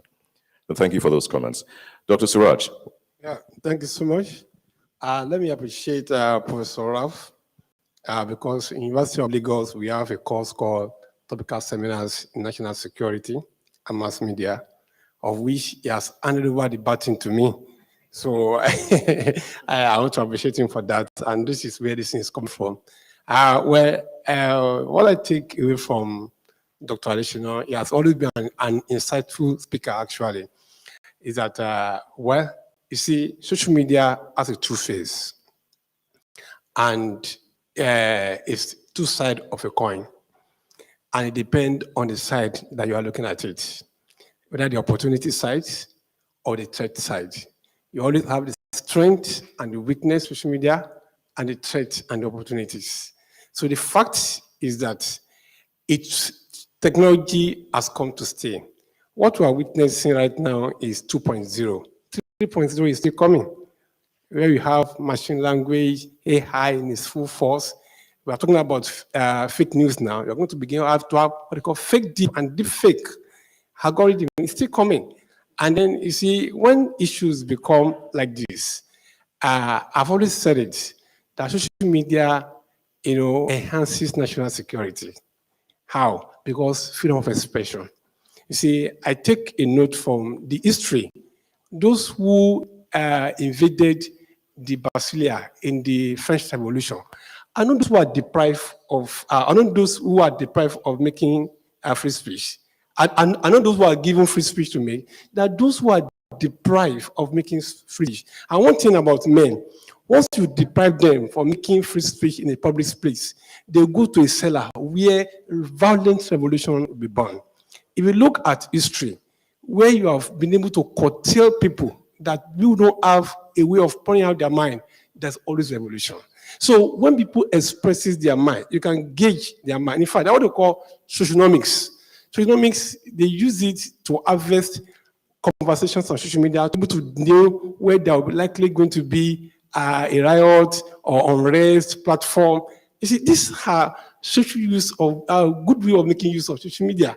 And I've said it several times, regulation is not the issue. We should educate to regulate. You see, education, thank you so much for that. Education, like Nelson Mandela put it, is the most powerful weapon to change the world.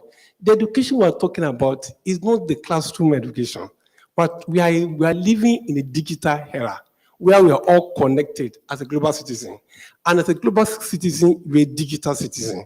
And because of that, the tools of engagement have become an ICT. And the education we're talking about is, we'll see it, I'm an advocate, that's what I do for UNESCO, media and information literacy. And we have done a lot of conventions, programs where I'm coming from, and we'll look at it. I'm also part of UN that's addressing hate speech. UN, global experts. And what I've seen so far is that education is still the key. Education of responsible use of social media. Let me take you back before I hand over the mic. Before we have social responsibility theory, libertarian theory, the press, the traditional press were reckless in their writing. And as a result, there was Ocean report to bring about social responsibility. But now, we are having a democratic participant, that is, the media was becoming too elitist. People are not having access to the media. People are not able to express themselves. And so we need to democratize the media. And that's about the social media. Social media bring engagement, like he rightly mentioned in his speech. It brings participation to the people. People have a say in how they are being governed. But now we have come to a place where we need to enforce social responsibility. And that can only be in three things: the ethical use of the social media, inclusiveness of participation, which talk about accessibility, and the media transparency, which address the issue of fake speech and the fake news and hate speech. Let me just stay here for a moment. Thank you, Dr. Siraj. And I think in the various things you said, one phrase stands out: educate to regulate. And I believe that Mrs. Coleman agrees to that. So would you like to build on those thoughts in terms of the impact that education can play in managing the tension points in the utilization of social media for good versus national security? Absolutely. Actually, it was as if he was speaking my mind. If you remember, I started from the point of education. The social media itself can be used to educate a teeming population. Virtually in all local areas, even where they don't have roads, people have a handheld device. And Twitter is there. There are all forms of learning management system that can be deployed digitally to the rural area. And when people are exposed to different things, they get hope. They have hope that they can fend for themselves. What is causing the problem, what is causing all the tension, is that there's a loss of hope. People have looked at, and they tend to feel that they cannot participate, that they have been excluded from sources of wealth. And when they feel that they have been excluded from sources of wealth, they have to take the laws into their own hands. That is, they become very militant. So social media can be deployed to help Nigeria to get to the rural areas, to get people exposed, and get them to the level where they become educated in order to regulate themselves. They are able to look at it from an ethical point of view. They are able to understand that this is the only country that we have, and that it is in our interest to keep it peaceful and united. So it therefore can be used as a source for good. But of course, it also has the negative aspect of it. They are also now able to discern whether the road you said you built, you have built it. The borehole you said you have dug or sunk, you have sunk it. The schools you said you have fixed it. The hospitals, we can go there and we can get medicine and we can get attention. So social media can be used for good. Government can deploy it in such a way that it will educate its teeming masses, and they will now gain a sense of belonging, a sense of community. They're also able to use it to create wealth for themselves. So they are not going to be dependent on government job to do things. For instance, when Twitter was banned, so many young people have lost a lot of money because there are so many things that are going on. The gentleman there talked about blockchain and the rest of them. These are areas that are opening up.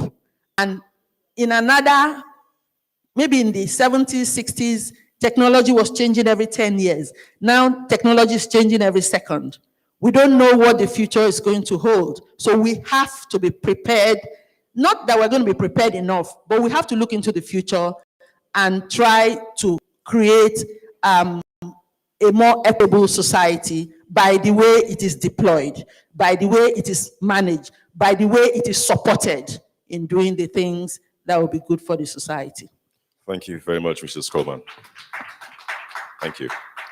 So, Mr. Kulu, I'm coming to you with a pointed question, especially with your experience and role as editor-in-chief of Premium Times. Fake news, and I believe that Dr. Siraj mentioned that. What would be your advice in terms of addressing the incidents of fake news, knowing that fake news is a key trigger of issues that tend to trigger concerns around national security? And you know that a certain former president somewhere in the world was like to use that phrase a lot, fake news. And he's now announced that he's going to establish his own social media, which he calls Truth Social Media. Hopefully it will not just be about alternative facts. But more seriously, what would you say in terms of addressing the incidents of fake news? Yeah, thank you for referencing Trump. You know, Trump will label... I didn't mention anybody's name. So, so Trump will refer to anything he doesn't like, any information he didn't like, he will refer to it as fake news.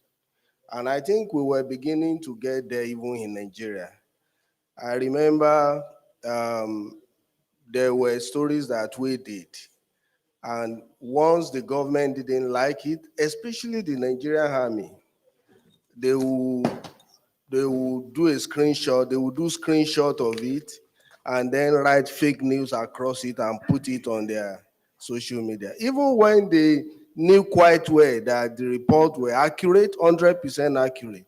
So we were getting to a situation where government was beginning to label any news it found unpalatable as fake, which was a problem. So when you talk about, I know there are issues of fake news, truly, and people are manufacturing. It's now an industry, such that we are beginning to create fake news desks in newsroom. You know, in fact, Premium Times has a project known as Dubai, which is dedicated alone to fake news. Tracking fake news, debunking fake news. That's what we do. But of course, the issue of fake news is as old as man. That's why we have the word rumors, all of that. So fake news is a consequence of, you know, social media, and we have to learn to live with it. And Nigeria has a plethora of laws that can be used to deal with it if we learn to enforce our laws. So the issue of fake news, several ways we can deal with it. Government has to be sincere. Government does not need to undermine press freedom, press credibility by labeling what it does not like as fake news. Then government must also learn to enforce its own law. Whoever creates fake news, there are laws in Nigeria. You don't even need to create, government was trying to do social media regulation law. It's unnecessary because there are already laws within the system that can regulate fake news. So, but now when people vent anger on social media, is it not even better than violent demonstration? So government should know that there are lots of advantages in social media. And you spoke about, my sister here spoke about media literacy. The lecturer at the other hand also spoke about media literacy. One of the ways to counter fake news is for us to continue to expand the opportunity for media literacy in our country. If we do that, our people will learn not to amplify what is fake. People will not create fake news. The people who create fake news most our politicians about their opponents. Of course, I know that brands are beginning to create fake news about opposing brands also, but that will continue, and we will continue to deal with them as they arise. Thank you very much. I think you answered excellently. Thank you. DK, I'm coming to you, and I'd like to explore with you what Dr. Additional in his keynote also talked about in terms of user-generated content and how that is now a force for good or for bad. And in your poetry, I think it's fair to say that you have used it as a force for good. Now, how do you think that this can be further extended and propagated so that social media is used as a force for greater good using user-generated content? That's a tough question in terms of how. I'm asking it because you are brilliant. On a light note, DK's mother taught me physics in school. Okay, I mean, me, Badijokusa would like me to mention the school, Igwebi College. And I could say this in two ways, right? On a positive side, I could say you're brilliant, she's brilliant, she's beautiful, lovely, we loved her. I could say it on a not so positive in the sense that this is my gift time for the tough questions she asked me in physics. But that's on a light note.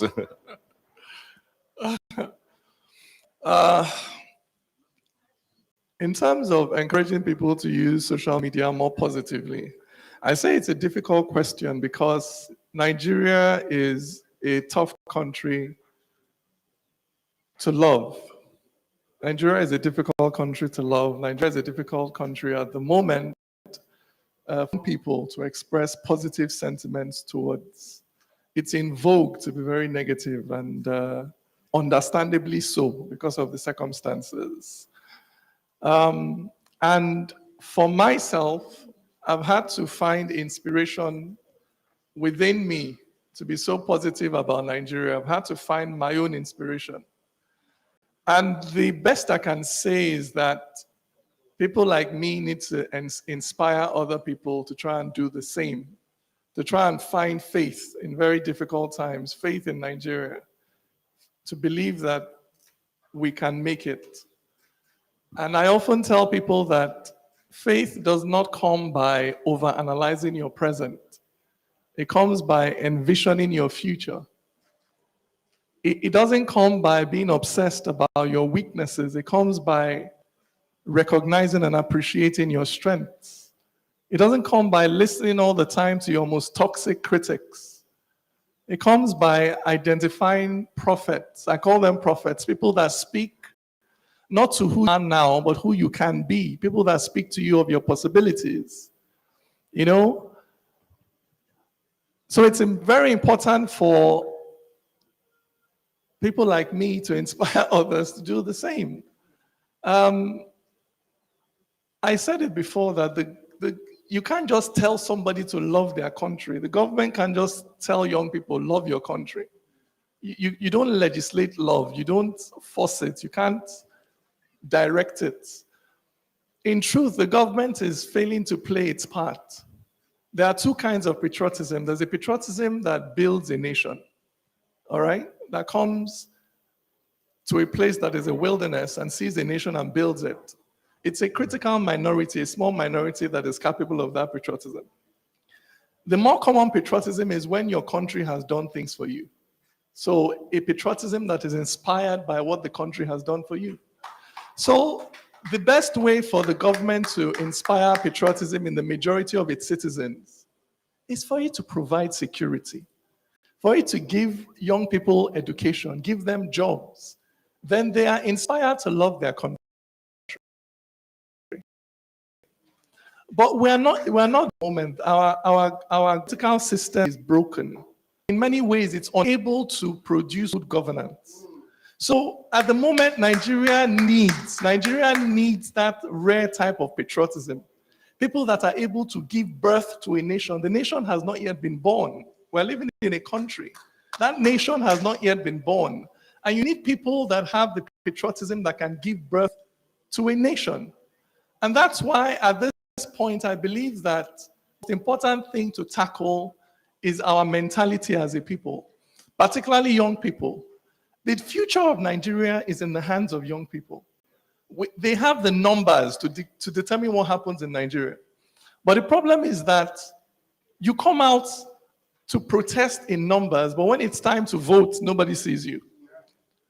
When Big Brother Nigeria is doing its thing, you vote in hundreds of millions. When it's time to choose the people that are going to determine your future and your children's future, nobody sees you.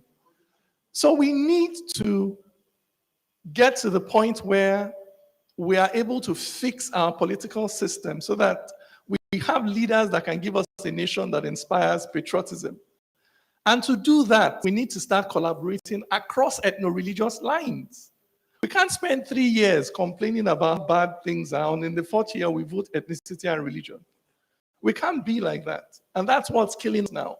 So a lot of my own activism is based at fighting that tribalistic mindset that I believe is the cancer of the Nigerian nation that stops us coming together to insist that government must govern in a way that reflects the creativity and dynamism that is evident in the private sector. The private sector needs to reproduce that spirit in the public sector, but it's not doing that. Because every time it's time for election, you remember that I'm an Igbo person, you are a Yoruba person, this one is a Fulani person, that one is a Christian, that one is a Muslim.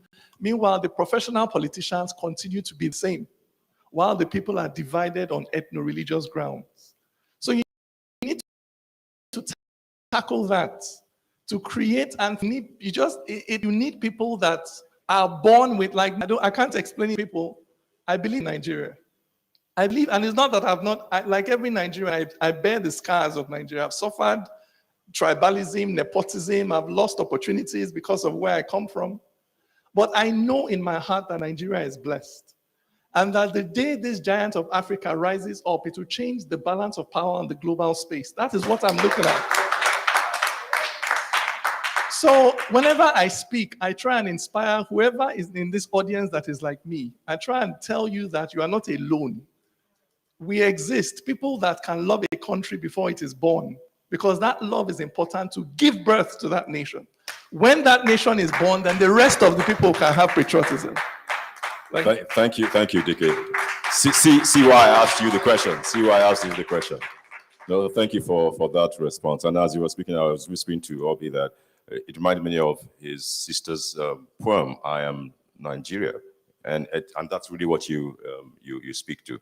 So before I come, as we begin to wrap this panel up, I'm just going to come to you, Obi, finally, and Dr. Suraj. Just like hear a few words from Mr. Gbenga Omotosho, Commissioner for Information and Strategy, especially on the light of what DK has expressed. I would appeal that you not respond, but make your comments if you can in 2-3 minutes, if you will.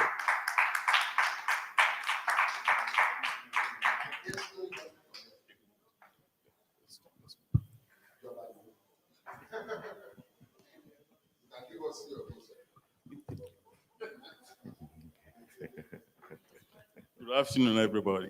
And thank you so much for this opportunity. I was coming here just to listen, and that was what I was doing, and I was enjoying it and taking notes and learning. But since you have asked me to speak, I think. But I will appeal. You know what I mean, Honorable. 2-3 minutes. Okay. Yes, so sir. I'm not going to take Thank you, sir. much of your time, but I would like to talk especially about the aspect of fake news. What I know is that if we wave it this and think that maybe it doesn't exist or is not as cancerous as we think, well, we have ourselves to blame. People have spoken about technology being a two-edged sword. You use it well, it works for you. You misuse it, it works and then it cuts part of your body too. And that is the way fake news is. In my own view, it is worse than COVID-19.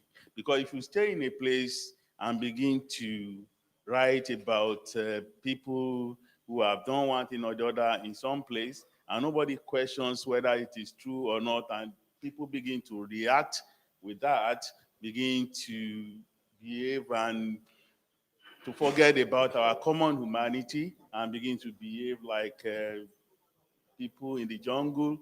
I don't think that way we are helping technology to grow or saying good things about technology. And I feel that all of us, we should just come together and find a way. I go with the person who says education is the way that we can do it. And in terms of regulation, I'm a product of free speech. I would not want to do anything or encourage anybody to do anything that will stifle free speech. But I do not think there is any freedom that doesn't have responsibility. We all have to find a way to come together and make sure that our people are responsible. I will want everything to be free so that people can see themselves in a mirror, a very big mirror that the whole society is looking at. So I would always want to look at the positive aspect of technology. But what all of us should be fighting for and should be going after is the truth. We have to tell the truth all the time. Thank you. Thank you so much, sir. Thank you. Thank you. And thank you for honoring us to interrupt your listening. Thank you so much. So, Bobby, your final thoughts, and perhaps in your final thoughts, you want to offer some perspectives on a statement that Dr. Additional said, that communication should be at the heart of policy development and execution. So final thoughts, but also you may want to speak a few words on that. Yeah, I think, I mean, that thing he said is actually also the same thing in a different way that DK is saying about communication being at the heart of everything, in the sense that we have a nation of storytellers who have not been enabled to actually tell our national story. And because of that, we struggle to form a nation. And really, I think that's what DK is talking about. And the truth of the matter is, it's like Nigeria has been in this cycle of unending negativity, where Nigerians just share permanent daily negativity. It's like permanent daily negative news, looking for every reason and every angle to reduce ourselves and our people and our abilities and our capacity. And I think that's the mindset that he's talking about that really has to change. Because if you look at Nigeria from the other side, what other people see is our ability, our capacity, our humanity, our talents, our creativity, our innovation. And that's what the world is in love with. That's what the world is embracing. That's what the world is investing in. And what we really want to see is the moment when Nigerian companies are biggest investors in Nigerian IP. Not Amazon, not Google, not Netflix, but Dangote, the banks locally. Let's stop having a situation where, because everything that's happening at the moment is external gazing. All the investment coming into fintech is international, okay? The local ecosystem has not backed Nigerian IP. And that is the fundamental issue that I really want to talk about. Because at the end of the day, no matter how many platforms there exist, I was looking, just before I came here, I was looking at the top 50 apps downloaded in Nigeria that are, and frankly, only 2 or 3 are actually local apps, okay? We are actually exporting everything about ourselves without thinking about how we build our own ecosystem. These are the things that we're focusing on the NSB with the National Startup Bill. I think that there's a lot of opportunity for Nigeria across technology, creativity, innovation. Education is going to be totally reformed using these things. And you can't have a situation where in 2021, we're talking about education the way we've been talking about it for the last 20 years. It has to be disrupted, and it won't happen from government. These things are going to happen from the private sector, using technology platforms, and anybody thinking it's going to happen from government, it's not possible. No governments have done this in any country in the world. Innovation of that nature doesn't come from government, which is why I was talking about smart nation. The role for government is to sort of stay out of the way. Don't overregulate, don't stop innovation, don't stop the creativity.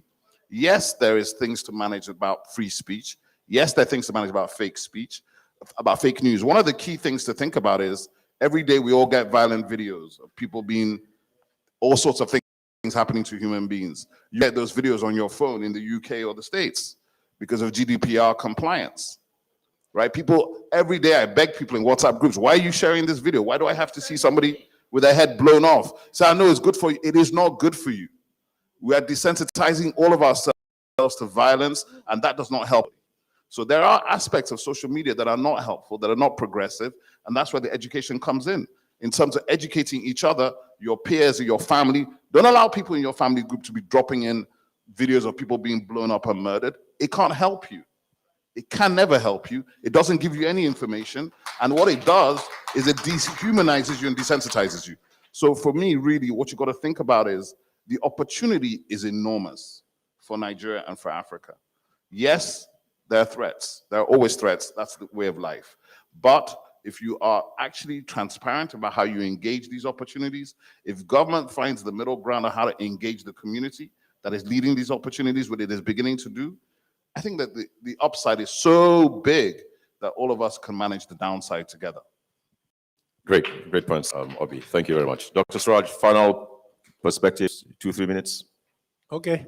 The Commissioner for Strategy just mentioned about fake news. Yeah. We cannot just look away from that. While I'm still stressing the education aspect. Somebody said, you want to change a nation, change the curriculum. We've been preaching about media and information literacy. This is what I do for UNESCO. I've traveled over the whole world for this.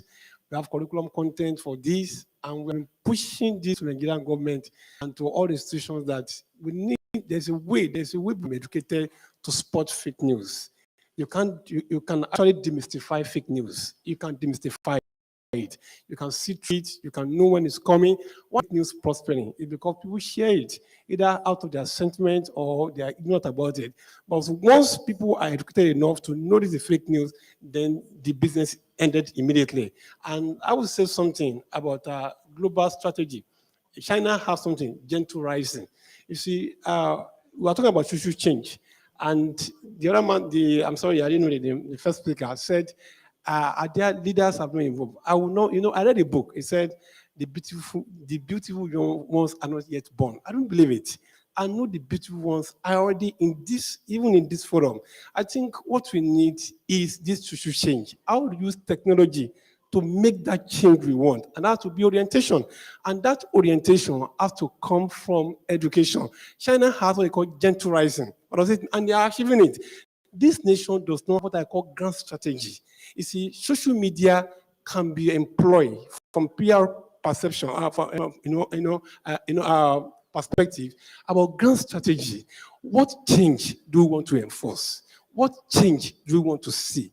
What change do you want to achieve? What change do you want to meet? How do governments, governments are afraid of social media. I think that's what I will see. And it's because they're not well educated. Let me use that word in quotes, of what social media can do. You see, fake news can be killed if there's a grand strategy.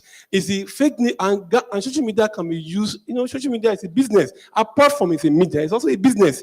And we must not take our minds away from that. We must understand the way social media operates. We must understand the architecture of social media. That's what they call search optimization, and that's what they call filter bubble. All these are operations where information disorders can be operated and put down. Media and information literacy will open the eyes of the youth to all this. Like somebody said, you have a nation. It's true. And let me tell you something. Every nation has their own bad side. Nigeria is not the worst nation. I still maintain about that. You see, but the truth that it can be better than this. And these youths, I was ending about NSAS. And as they were going, I told somebody, I said, this will hit the rock, because they don't have strategy, social media strategy. And back to communication for my last statement, someone in UN 1982 declaration, UN Global Declaration, said, communication is so powerful that you cannot undermine its effect. It now calls on education and political institutions to do what? To come out with policy to do what? To attract that issue. And I'm still saying it. This issue of social change, social media, we have a political solution to it, which is called, we have policy, call it MI policy, Media Information Literacy Policies.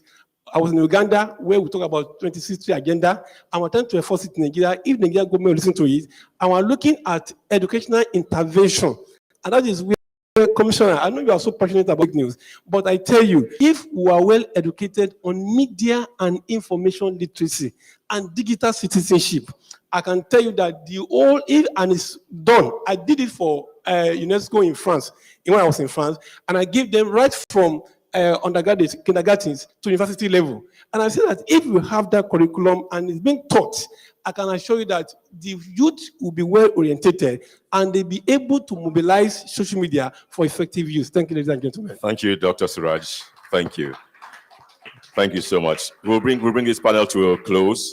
Thank you to DKH Kemereje. Thank you, Mrs. Comfort Coleman, Mr. Majid, Mr. Kulu, Mr. Obi Asika, Dr. Suraj, and also Mr. Femi Additional. I think we've had an engaging and robust conversation, and we look forward to seeing some of these thought years being actualized. So can I ask, in the spirit of Dr. Additional's high five, that we please give a high five to all the panelists. Thank you very much. Good afternoon.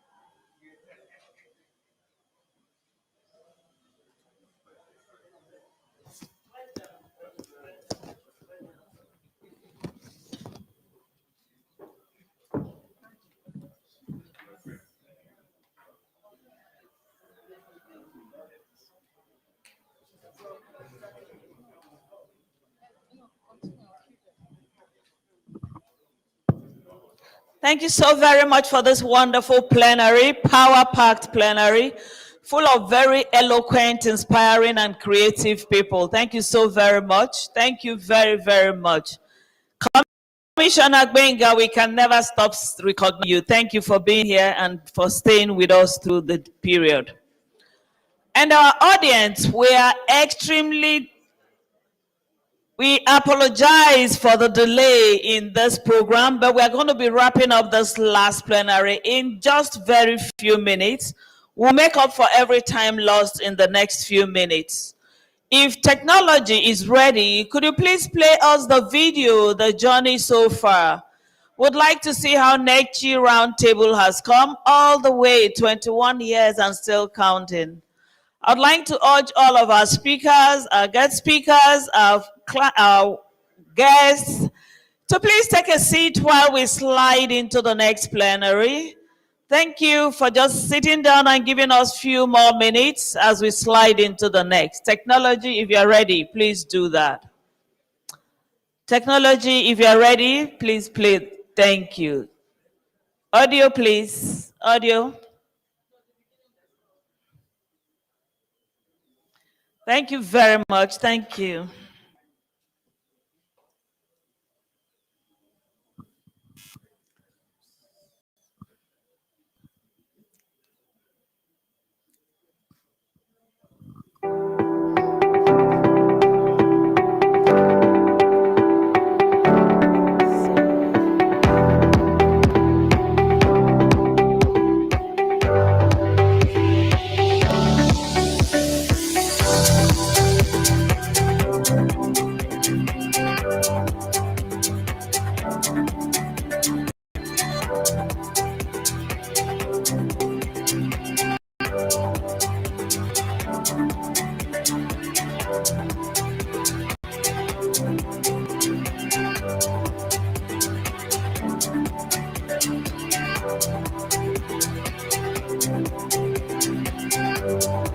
When you have a continent that cannot define its own meaning, then the practitioners in that continent we have their collective differences around defining the path forward. For the general populace to embrace a new culture of zero corruption, they must be reoriented into believing that the fight against corruption is a collective duty of every citizen, and not just the government. NECCIPR has spent great energy and enthusiasm in inviting me to be present with you this morning.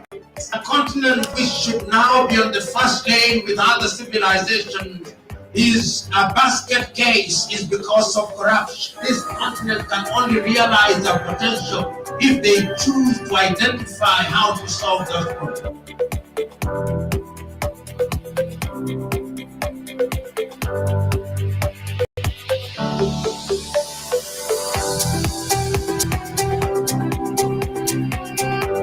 If you were a foreigner, would you invest in Nigeria? The crux of the Nigerian conundrum is our inability to create jobs. Nigeria has locked itself into a side whereby it only thinks about exports from resources. At a critical moment in this country's life, what will We're doing whatever we can to move this country from point A to point B, especially in terms of we are all shift workers. We finish one shift and we leave, and the next shift comes and takes over and continues from that shift. If the next shift comes and wants to start the building from ab initio, we will never complete the building. That is the story of Nigeria. Youth can become the purveyors of good governance. The current youth in power, they will make exactly the same mistakes because our value system can be challenged. Until we personalize it and realize that every action we take for ourselves or against ourselves. If these politicians don't give us a chance at the table, there's a reason why we are the Twitter generation that shake all the tables and break all the legs. It's not like our system anymore. It is because the narrative is such that everything said about Nigeria are negative stories. Everything said about you are positive stories. Africa has suffered from years of bad public relations. Communication is key to both the investor and the beneficiary, particularly in the decision-making process, to bring about mutual understanding and respect. This is a vision that actually has stood the test of time, 20 years and counting. And I think that that very inspiring welcome touched on everything, the areas of impact, what's done in the past, what to expect today, what to expect in the future. Absolutely beautiful. Please make the clap louder. Absolutely beautiful. It's highly commendable to be on a job like this for 2 decades and still counting and still standing. We once more want to commend our great Ali Balogu for bringing this to the world. And today we've seen how impacted Africa is around this program. And I'll simply slide on right away to the next plenary, which will be a very short one, but full of intellectual discussions. And to join me on the stage for that plenary discussion is our distinguished speaker, Mr. Tony Chejina. He is the group head corporate communication for the Dangote Group, and he's run that portfolio extremely well. Would also like to introduce another panelist, Mrs. Mary Ikoku, who is joining us online all the way from Abuja. Please put Mary online so we can bring technology into the room. Thank you very much. And Mary is a communication and public relations professional with experiences developing and implementing communication, PR strategies for diverse organizations. I'd also like to introduce Ikechukwu Amechi. Please come on straight up to join this panel. If Ikechukwu is here, please put your hands together yes. So Ikechukwu Amechi is the Managing Director and Editor-in-Chief of the Niche on Sunday. Thank you very much for joining us today. We'd also like to introduce Dele Farotimi. Dele Farotimi, please join us right here to have this next level discussions. Dele Farotimi is a Nigerian legal practitioner and founder of the Dele Farotimi & Co. I'd also like to ask the men to please spread to one another because we have, please can you move on to the next one, Ikechukwu, thank you, so we can have a good balance. Thank you very much. Thank you. I think that we've heard Dr. Suraj already earlier, so we'll take it that we've heard him today. And my name is Chizo Malize, the Chief Executive Officer of FITC, and I shall be moderating this panel. I'm delighted to have these great guys today. I would simply just join you if you don't mind. Thank you very much. And the lady that is online, we recognize you again, and we would just simply start with you, not just because you're online, but we know that you are a powerful inspiration. One of the things that Mary Ikoku has done very well is using social media very powerfully to extend communications across diverse sectors. So Mary would like to hear your thoughts around the discussions of today, around the keynote address. The floor is yours. Thank you.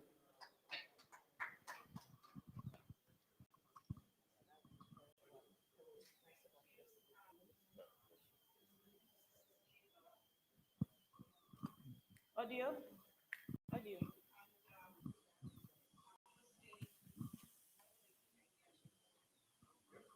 Yes, we can hear you. Increase your own end as well. Yes, we can hear you. Yes, thank you. Oh, great. So our last panel, they really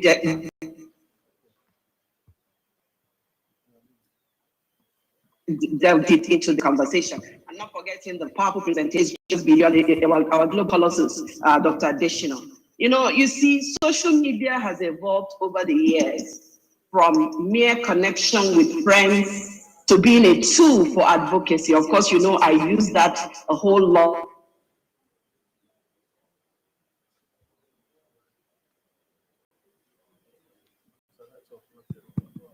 So we would definitely have to integrate online and physical. As we lose, we would definitely have to bridge that gap with the people that are inside. And I would like to pass on to you, Mr. Ikechukwu. And that's because you're a content creator by virtue of very, very innovative media content that you manage. What, in your thoughts, would you add to the fantastic deliberations that we've had today around social media, around the need to use that effectively around national development, riding on the back of the keynote speaker? Well, thank you very much. You see, this issue of social media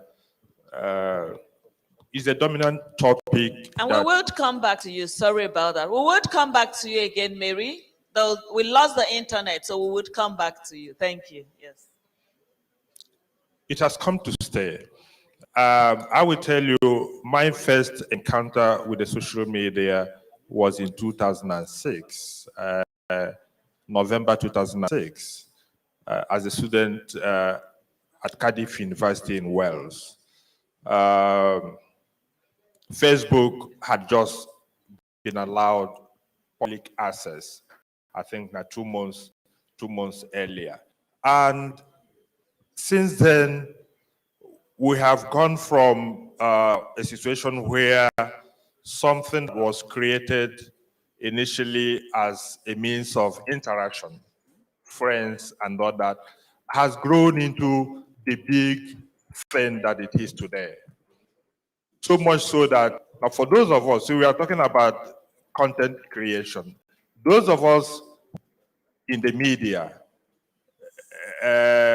mainstream media now relies more on social media because of its real-time impact. I remember again, December 2006, when the former Iraqi president was executed. It was the social media that broke that news, not the mainstream media. And we've grown to see many politicians announcing their candidacy in elections, from Barack Obama to the Clinton, people now use the social media to announce that they are going to run. Even in Nigeria, that is why I smile when I think about President Muhammadu Buhari banning Twitter. Before that ban, it got to a stage where almost all the information they needed to pass across to us, whether it is from Femi Adesina or whether it's from Garba Shehu or anybody, they will simply tweet it. You go to Twitter to get the official government position on any issue. So the social media is a huge thing. It has come to stay, and it has changed the way we interact with each other. It has helped businesses to grow. It has revolutionized almost every other thing we are doing all over the world. Now it has its own downside. Of course, we've talked about the fake news. Even before fake social media, fake news was there. Yes, we can say that the issue of social media has magnified because the issue with mainstream media, credibility, you have to verify, you have to make sure that you are sourced.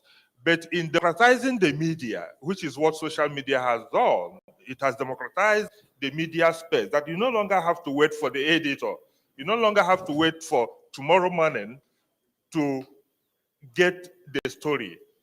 It is real time. So the issue of fake news has multiplied, but we can't cure that malaise by banning. You can't, because if you do, people will leave you by the side. The world is moving forward. So social media is something that we must embrace, just like Dr. Akinwumi said. Thank you. Thank you very much. Thank you. Embrace and take the benefits and potentials that it offers. Thank you. Mary, is that a good time to come back to you? Can we try one more time? Yes. Media has evolved over the years from from mere connection where you connect with old school friends and chat to being a tool, deal advocacy and social actions and social changes, and including being a new media and democratizing the media space where you can be your own, you can be breaking your own news. And with just a tweet, everyone across the world knows what is happening from the corner of your room. So social media today allows those who naturally would not be able to contribute to political discourse to do so. And it gave birth to online civic space, which some of us have used quite creditably well, online civil space, an online political discourse, because of its openness, as well as it is also used to promote hate speech. This we cannot run away from. Whatever has advantage also has a disadvantage. It could fuel violence and also induce terrorism, as we have seen on many occasions, or also seen the Arab Spring and all of that, the London riots. But today the point of the discussion is to focus on its contribution to national security and social change. So when we talk about, we remember when under Goodluck Jonathan's administration, we had to deal with so much insecurity, and where even as parents and mothers, we had to look and found how our young blood, a dormitory, 60 or thereabouts, the Buniyadi boys in government college, Buniyadi. But people were kind of helpless. What do you do to a government? But guess what? It took social media and the launch of Bring Back Our Girls campaign. A similar thing happened with Chibok girls. And that Bring Back Our Girls campaign generated millions of tweets and put pressure on the government to negotiate. So while the gains, and when we look at it, we can also look at the gains of answers are not yet apparent. Even when we look at how my brother Femi Adesina had viewed the conversation, it tells you something. For the number of years that I've worked for government doing strategic communication for federal government of Nigeria, one thing that is very, very key is to learn that when it comes to issue analysis and proper engagement beyond pen pushing, government of Nigeria hasn't quite gotten it right. And this is where I think in my next book, which is Why Government Communication Sucks, I hope I complete that book in record time. And it is where I'll share my experience of how I've worked with government and how I feel they're not treating communication right. And you can see it even in the event of social media. There are a lot of government laws, constitutions that have been outpaced by technology. Government is not yet paying attention. You see? So it's a whole gamut of things that government really need to engage and understand that social media or technology has come to stay. And now, how do we embrace it and not treat it the way you've always treated communication? It hasn't been effective across board from successive government, not just this government. And it is an area that we also need to look at and focus on making sure that government need to invest in this fourth revolution. The Twitter ban, we have not talked about the losses in terms of dollars, in terms of naira, in terms of huge losses to our teeny young citizens who are doing business in that space. It throws up influencers, you see skits, you see all of these things that are happening. But if government can engage appropriately with the right kind of regulation, not over-regulation, things will be better. Our values will still be kept in that space. But government needs to be proactive and ensure that social media is used for social good. But whether social media has come to stay, it is here with us, and we are on a long, long run with social media. Thank you. So I will stop here and from other people. Yeah. Yes, thank you very much for contributing to the discussion. I'd like to bring this to you, our dear distinguished Tony Chejina, a communicator of all times, a veteran himself, 3 decades already and still counting. I'd like to ask you with regards to corporations. So much has been said around the benefits. We do know what the benefits are. How do you think that corporations can maximize the use much more than we see today? And how do you think that organizations can also give a voice to the continuous use of social media? Thank you, Chizo. And as my teacher said, Professor Kifele, he said, well, Tony, what are you coming here to discuss? The first session, they've discussed everything. Just tell them everything has been discussed. So it's just, let's wrap up and go. While he's saying the truth, at the same time, there are some gray areas we need to open up. But let me start by congratulating every journalist in this room, because this year is particularly a very good year for us. You know why it's a good year? It brought a kind of soothing balm to the pains of journalists. For the first time, 2 journalists, one from Philippines and one from Russia, won the Nobel Peace Prize. Maria Ressa and Dmitriev.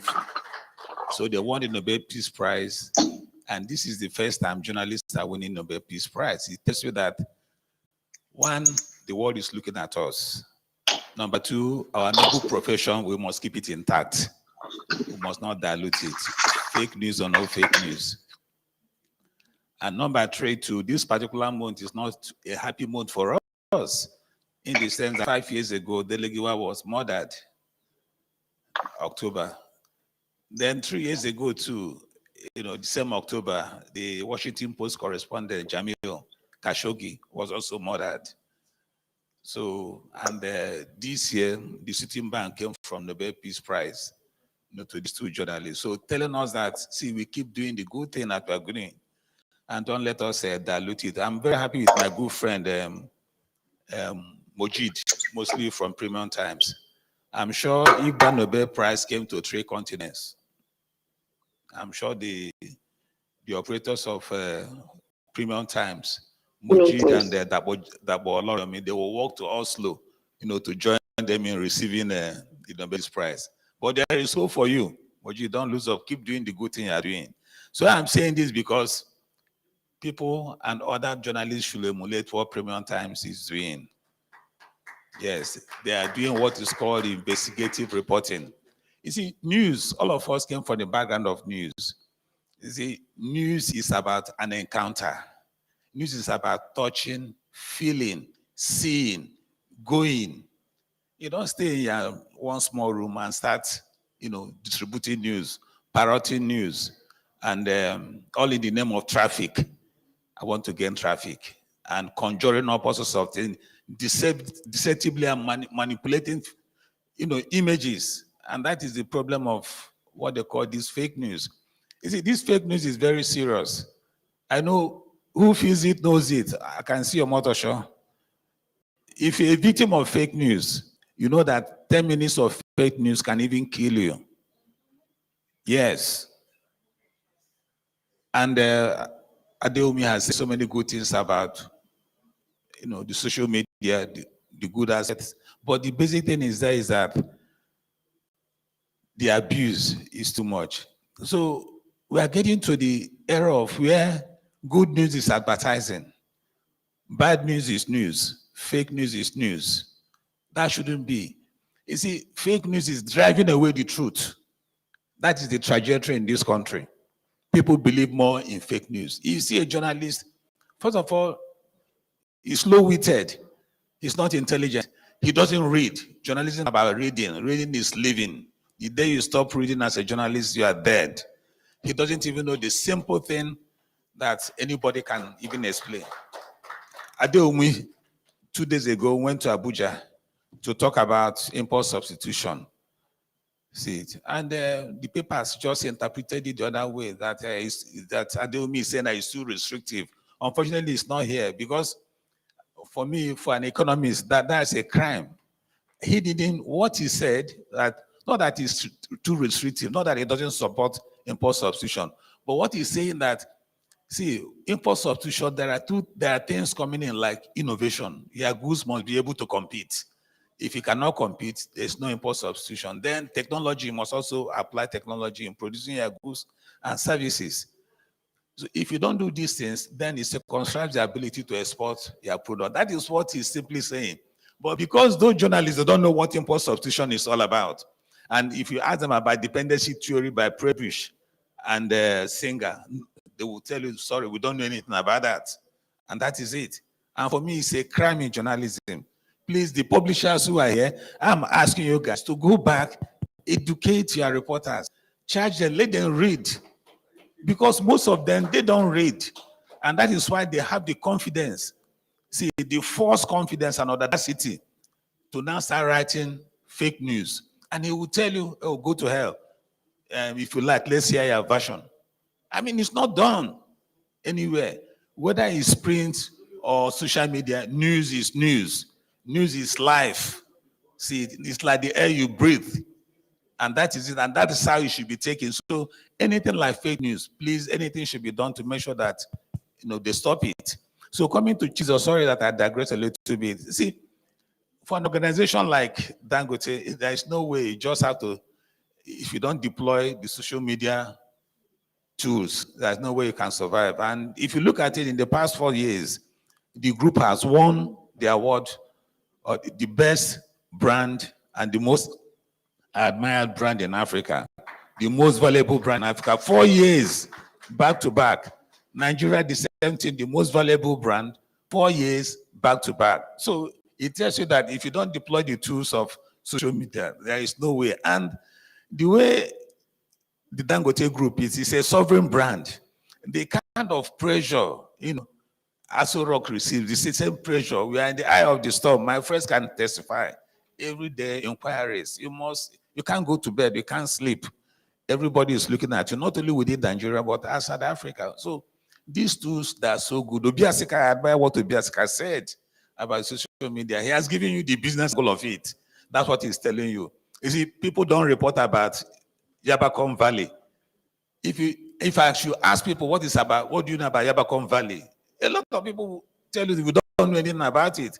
And if I should ask you Tiwa Savage's sex video, everybody will jump up. Oh, I watched it. Oh, he's here, he's there. So what is also telling us that we are gradually becoming a nation with programmed sadists that call themselves journalists. Programmed sadists. Good news, forget it. Bad news, it excites them. And they just keep circulating. You stay in your room, they don't even read the opening sentence and everybody starts circulating. So the publishers, Mojid, I'm also challenging you. I know you are doing a good job in Premium Times, setting up an institute where you train journalists and train the best. Keep doing it. Organizations should also support you so that people should know that this is a noble profession. With this profession, you can win a Nobel Peace Prize. You can even win a Pulitzer Prize, which, Premium Times was part of them, years back. So, and that is the joy. It's not the joy of staying in a room and pressing all sorts of things and circulating and telling somebody that I'm gaining traffic. I mean, that traffic gives me conjures up the image of Fela's song, Ojuelegba, Ojuelegba tells you about confusion. So cars coming from east, west, north, south. So that is what the so-called traffic they are trying to say they are gaining. It's just confusion they are throwing up. And please, I'm asking all the journalists here, please, it's a noble profession. Please, the truth is sacred. You have to honor it. Thank you. Thank you. Thank you so very much. We appreciate that contribution. And I'd like to come to you, dear Dele. So we've heard so much around the social media and the benefits. How do you think that it has advanced advocacy and social change? And the other angle to it is, where is the place for regulation, for balance?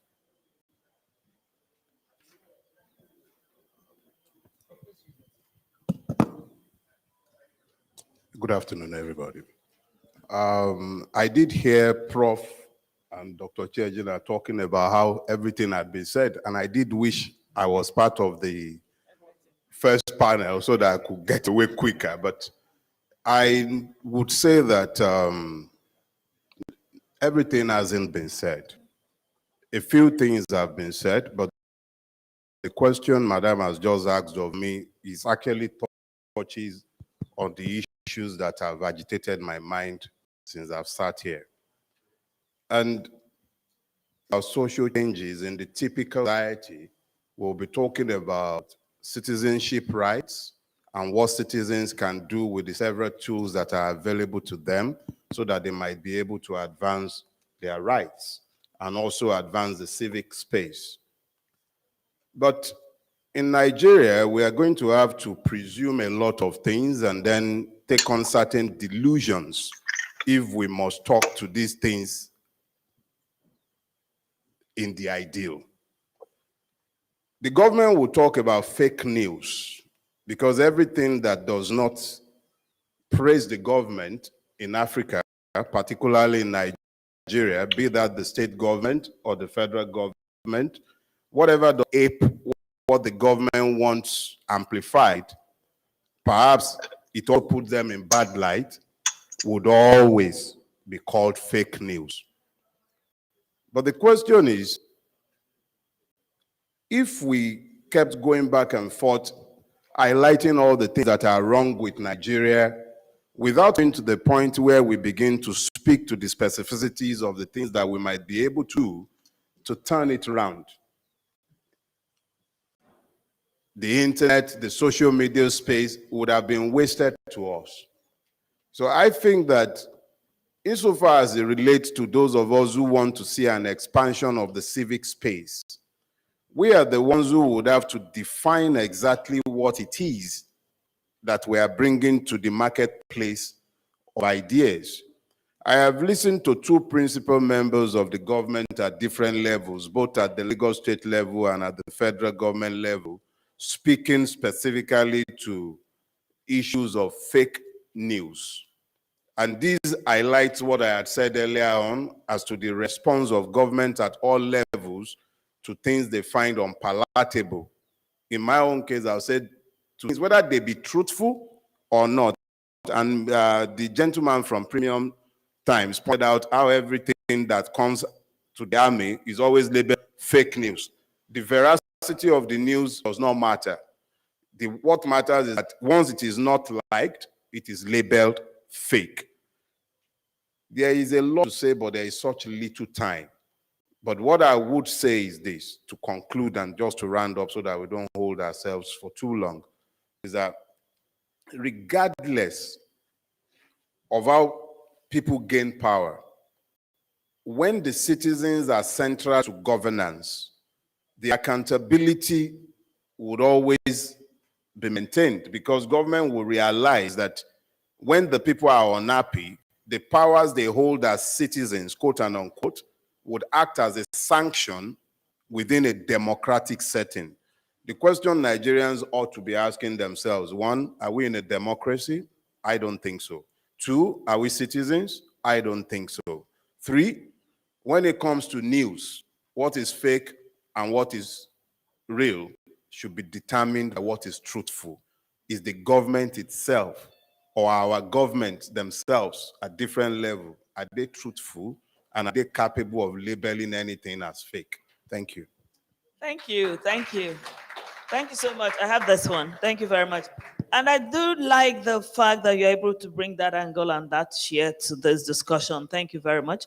I'd like to also ask the Honorable Commissioner for Lagos State for Youth and Sports Development, represented by Mrs. Olaito Ayilaka, to come forward and share thoughts around the discussions for today.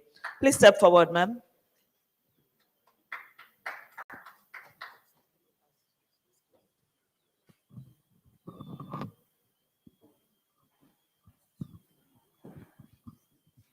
Thank you very much. I stand on existing protocols. Dr. Adesina said something about the population of the youth. He mentioned something about 75% of the population being youth. And in our discussion, I don't want us to shy away from the fact that development of youth is very key. You know, you hardly see an aged person sit behind the laptop, sit behind the computer and say he wants to use social media. Like Dr. Adesina also said, he said the wife is internet savvy or IT savvy, unlike himself, that he said he doesn't want any cookies. He says, yeah, he has, you know, jokingly, he has enough cookies at home. Now, I want to take a cue from our governor, Lagos State, Governor Babajide Lushola Sanwo-Olu. There is a mantra he has. It's called THEMES. It's an acronym from there's THEMES. I'm happy Commissioner for Information and Strategy is also here. He can bear witness to this. And part of this has to do with technology. And he has started implementing such large programs for youth through the Ministry of Youth and Social Development, headed by Mr. Olusegun Daudu. And lately, we've been embarking on some laudable programs. And we have come to look at the fact that, fine, we can't take it away from the youth today. And we see how much of importance it is on social media.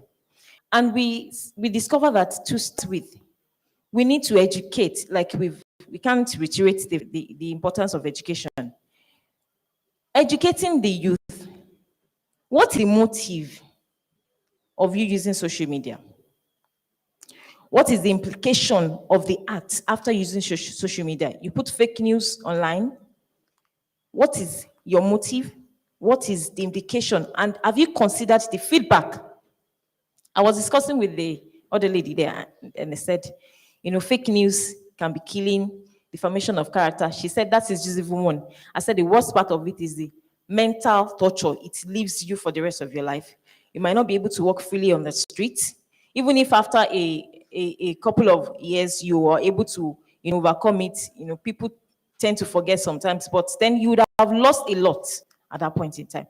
We could also take it from what our governor is doing, take it across board and see how we can build on that and see how social media, you know, can foster a relationship not just economic relationship, even in also youth development. Thank you so much. Thank you. Thank you very much for that contribution. The youth are very powerful people. We must bring them to the room and to the discussion, and I'm glad that you spoke for that demographic. I'd also like to throw some questions into the audience. I'd like that our audience are able to present, add to this discussion, and ask some questions. I'd like to say a big welcome to a distinguished guest who has just walked in now. We know how far traveled you have today to make this happen. She is Mrs. Ngozi Obikili, a Deputy Director of Nigerian Ports Authority. Thank you for making it to this occasion, madam. And I'd like to give the microphone to Mrs. Carol Ufere to please share your thoughts and ideas or ask questions around the discussions. Chief Mrs. Ufere is another distinguished guest who is here with us today. She's a retired director at Nigerian Ports Authority and a woman who wears many caps.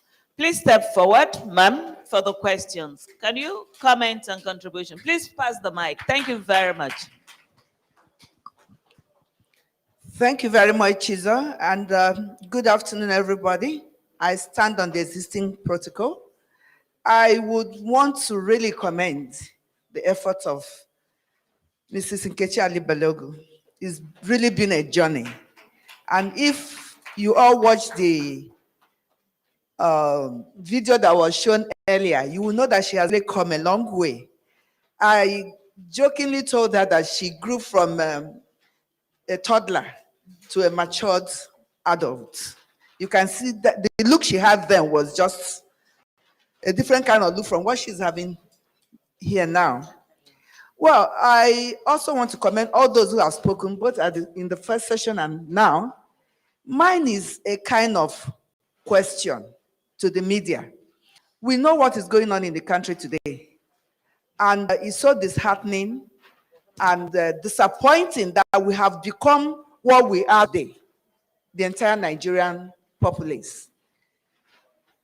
I don't know how the media is going to do it. The first session, they talked about social literacy, and I think it's very, very important. Education.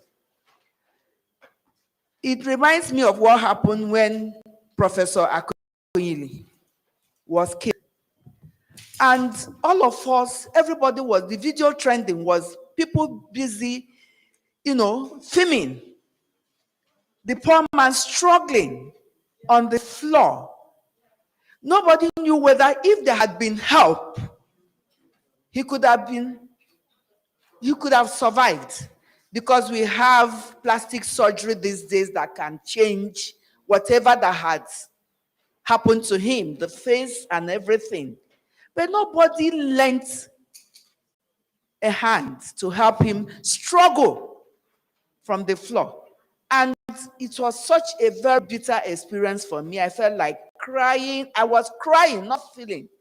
And what was raging through my mind is that how have we become the kind of people we are now? That people will be suffering, people will be going through torture and pains, will be attacked. Nobody is helping. All we do is filming and sending it out. That's the social media that Nigeria is learning to adopt now. So how will the media, how will government, how will the private sector, who are also in the media, help to reorientate and educate all of us to see how we can help each other without making it a news that will keep trending? Thank you. Thank you very much, Mrs. Carol Ufer. I'd like to pass that to our media man in the panel. I'd like you to take that, Saikechuku. Please, Tony, can you pass the mic as well? Thank you very much. Thank you, Chizo. See,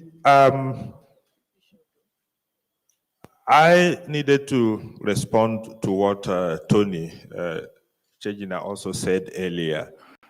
I hope we are not making the mistake of branding everybody who comes on the social media as a journalist. So you don't go out there and you take a picture and you post it on Facebook or Twitter, and all of a sudden it is the journalist has done this and the journalist has not done this. So when you blame the journalists for some of the issues we're having in the social media, I don't think it is quite right. Madam, what you said is true. You go to an accident scene, and rather than people helping to see what could be done and to see if they could save a life, people are busy snapping pictures, taking video. Those people are not journalists. And that's the difference between what we know as mainstream journalism and the social media. The checks and balances in the newsroom are not there on the social media. Everybody who has a smartphone becomes a reporter. If you bring a story to the newsroom, Ambenga Omotosho, who edited many newspapers in this country before his new appointment, will tell you there are layers and layers and layers of work that is done before something is carried out. And even for those of us who are online the publications, Mojid will also tell, because of the background, you don't just go to Premium Times and you publish anything. You can't come to the niche and you just publish anything. There must be checks and balances. So we don't have to blame what every other person is doing with a smartphone and say it is because journalists are no longer trained on what is and what is not. Those are the downsides of what we call the social, not only here in Nigeria, it is all over the world. People now, it is what I call celebration of gory details. It's like we have lost our humanity, as it were. Since, even till tomorrow, newspapers don't publish corpses, pictures. Some of those things are not allowed. But that is what you see on Facebook, on Twitter, on Instagram, and people are consuming it. How do we get out of this bind? I'll be lying to you if I say I have all the details. What I know is because you can't stop somebody who has a smartphone and who is just stepping out of this place and seeing somebody being gunned down on the street. You can't stop him from taking the pictures and uploading. But the core journalists must always know that in the newsroom, there are rules, there are principles, there is newsroom etiquette of credibility, of verifying your story before you go to press. As long as we continue maintaining those core values, we will still be there. I will still come back to the issue of fake news, because like it has been said, those who say fake news, when it does not favor them, it becomes fake news.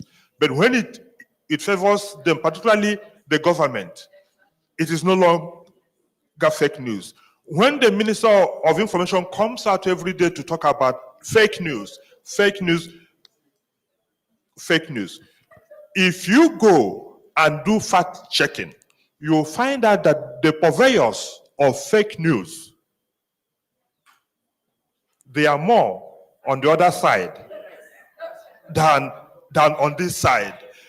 It is like when Donald Trump, every day, Donald Trump, when he was the president, we continued to talk about fake news. But the American media chronicled all the lies that Donald Trump told, even while he's labeling every other person that agrees with his viewpoint as fake news. So we must also be very, very careful what we run away with. Because if we believe that everything that is published is now the fake news, as long as it does not agree with what the viewpoint we want to push out there, we are going to run into problem. Thank you. Thank you very much. Thank you very much for that wonderful and insightful share. I'd like to also add to that question and some of the ways we can advance all of the control. We know too well that when the laws are in the hands of people, there would be definitely no compliance. There's definitely going to be global adjustments to the use of social media and to use of content and deployment of content. Facebook right now is facing some of those, even though the United States of America and the global leaders have allowed technology and technology companies create these opportunities and grown businesses out of them. We must get to the point of regulation. And there is no way that the world will be the way it is except that it is enforced. And so we know also that by the time probably it's going to be forced from a global level, then these regulations, policies, framework will drive compliance along the line of standards. And we know that we all do look towards when that can happen, so that there is control and so that it deals with those concerns of people waking up and either dehumanizing other people or creating contents that are inappropriate or sharing the things that can even cause mental issues. So we would look forward to the day when those policies, framework can come so that advocacy and social change can advance in a manner that is intelligent and controlled. And I think it is the interest of the whole of the world. Again, I would apologize for the 2 hours delay of this program. And on the basis of that, I would make this plenary short. And I would like to ask again, Mary Ikoku, I know that you are the only lady in the room. If you are still there with us, are you with us, Mary Ikoku? Mary, are you with us? Okay. Thank you very much. She is, right? No, yes. Okay. I'm very much here. Okay, thank you very much. Technology, can you control the filtration? There is another noise filtering and droning her. I'd like to ask the lady in the panel to kindly give us her last word as we draw to conclusion this plenary. The great thing is that every single person here, they are wonderful, great professionals. We can still get their contacts, we can engage them, we can deliberate with all of them, both for this plenary and the previous plenary.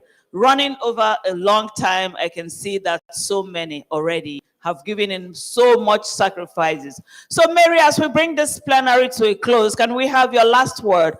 Final word regarding the subject matter of today as we close the plenary. Thank you very much. Okay, I'm just happy the last part you talked. I'm just happy with the last touch point from you on creating the right values and ensuring that even in the space, in the cyberspace, technology. There's a distraction.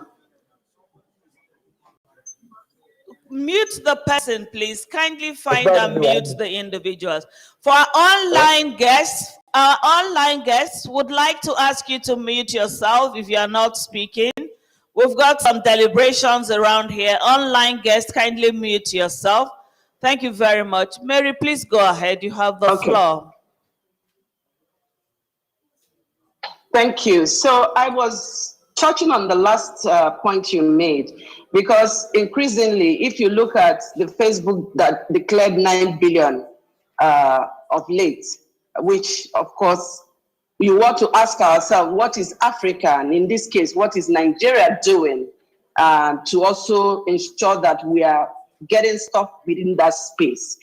the artificial intelligence, which most of these social media platforms are made of, are at variance, very, very divergence to African content in terms of our social values, our social norms, our traditions, our culture, among so many other things. So this is where I think that government need to really begin to understand why they need to embrace social media with the mindset of making sure that the citizenry are consuming content that are of value to us, that are seeming to be at par with what we consume as a people and what we cherish in terms of our value system can also be found there. Because what you see happening right now in the social space, I'm sorry, it's not who we are times, and it seems there's nothing much one can do about it. But I think that government and all of us do have a role to play in ensuring that the social media space is safer for everyone to consume. And then when it comes to allowing the actors to extend their powers in the social media domain at a scale and complexity which are impossible to earlier start at, social media is a technology, is a life force, and government must pay attention to this fact, which not only this life force not only unites, it also inspires, it informs, it educates and delights, but also social media has the power to maim. And this is the part where I would want to round off today's conversation, and also to say that it is not about fake news. Oftentimes, it's really more of one may quickly want to disregard the gain. When we focus on fake news, we may quickly want to disregard the gains of social media. However, it is our work to educate the people on how to debunk such fake news. The problem isn't the fake news. The problem is the lack of education. And I think we should deal with the problem, lack of education. Thank you. Thank you so very much for that wonderful contribution. Educate the masses, educate government, educate all stakeholders. Everybody needs knowledge and information. I'd also like to call on Dame Oka to lend her voice to the discussion. Let's hear your words for the deliberation. If she is there and she is online, do we have Dame Oka? Do we have Dame Oka? Yes, I'm here. You have me here. Thank you very much. In 1 minute, and as our powerful speaker wrapping up today, let's hear your thoughts, ma'am. Well, everything has been pretty much said. I will just be repeating or re-echoing what everyone has said. For me, I mean, awareness, sensitization is very key. Education, you cannot wish that away. You know, when we look at even the COVID-19 epidemic, people were not made aware. There was not much sensitization. So now you just wake up and say everyone must take the vaccine. It doesn't work that way. It's the same thing with the social media. You must raise awareness. You must get the buy-in of everyone to understand there are gains of the social media. You cannot wish it away. The social media has come to stay. For example, in 2015, we'll have about 400 million people, and about 70% of those people are the youths under 40 years of age. So we must include the youths in everything we do, in politics, in governance. We must also ensure that we engage them aggressively, and we make sure that education is key. Social media, the use of the internet should be made free and accessible to everyone, if possible. In the rural areas, in the urban areas, everyone should have access to the social media. Thank you very much. Thank you so very much. Thank you for that passionate ad. And I love the fact that you are ending on the note of a plea for the youth. So we, the youth, we want everything free. We, the youth, we want social media. We, the youth, we want internet. And thank you for speaking for us, Dame Oka. We, the youth, we are powerful people. Thank you. Thank you, the Commissioner for Youth. Thank you, Commissioner for Information. They are clapping for we, the youth. Thank you. Thank you, everyone. Yes. Thank you. It's on this note that I bring this plenary to a close. I know that our wonderful speakers can do another 2 hours. They're very eloquent, they're very knowledgeable, but I would also like us to engage with them even as we close this, so we can all go into other sections. So please mute your mic so we can bring the session to a close. And before we go on to the final ceremony, plenary, please don't go, because we have to do a photograph. I just want to start on all other protocols to bring this conference to a close. It's been a very wonderful journey. I want to very, very, very particularly thank all of the sponsors that have made today happen. Everybody who has enormous vision to be able to make financial contributions, we thank you all. I'd also like to thank all of our speakers, from the keynote to the plenary speakers.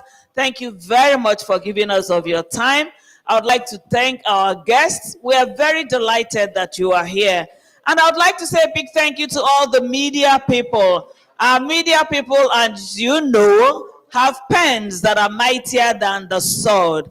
And I would like to also say thank you to our men in uniform. Remember that I said men in uniform because every man in uniform is a man. And I recognize that there are beautiful men in there that are also men in uniform. Thank you for staying with us. I particularly like the Navy because I am a Navy daughter. So thank you for being here today. On this note, we are closing down the 2021 edition of the NECCIPR Roundtable. And next year, we see you all at the 22nd edition, which may hold in Addis Ababa. All right, let's do a photo for the plenary. Plenary speakers, let's do a photo. All these distinguished ladies, I know you want to hug your friend, but we need to do a photo of the plenary and close it formally. Yes. Can we have Dele, Barrister Dele, senior advocate? Oh, thank you very much.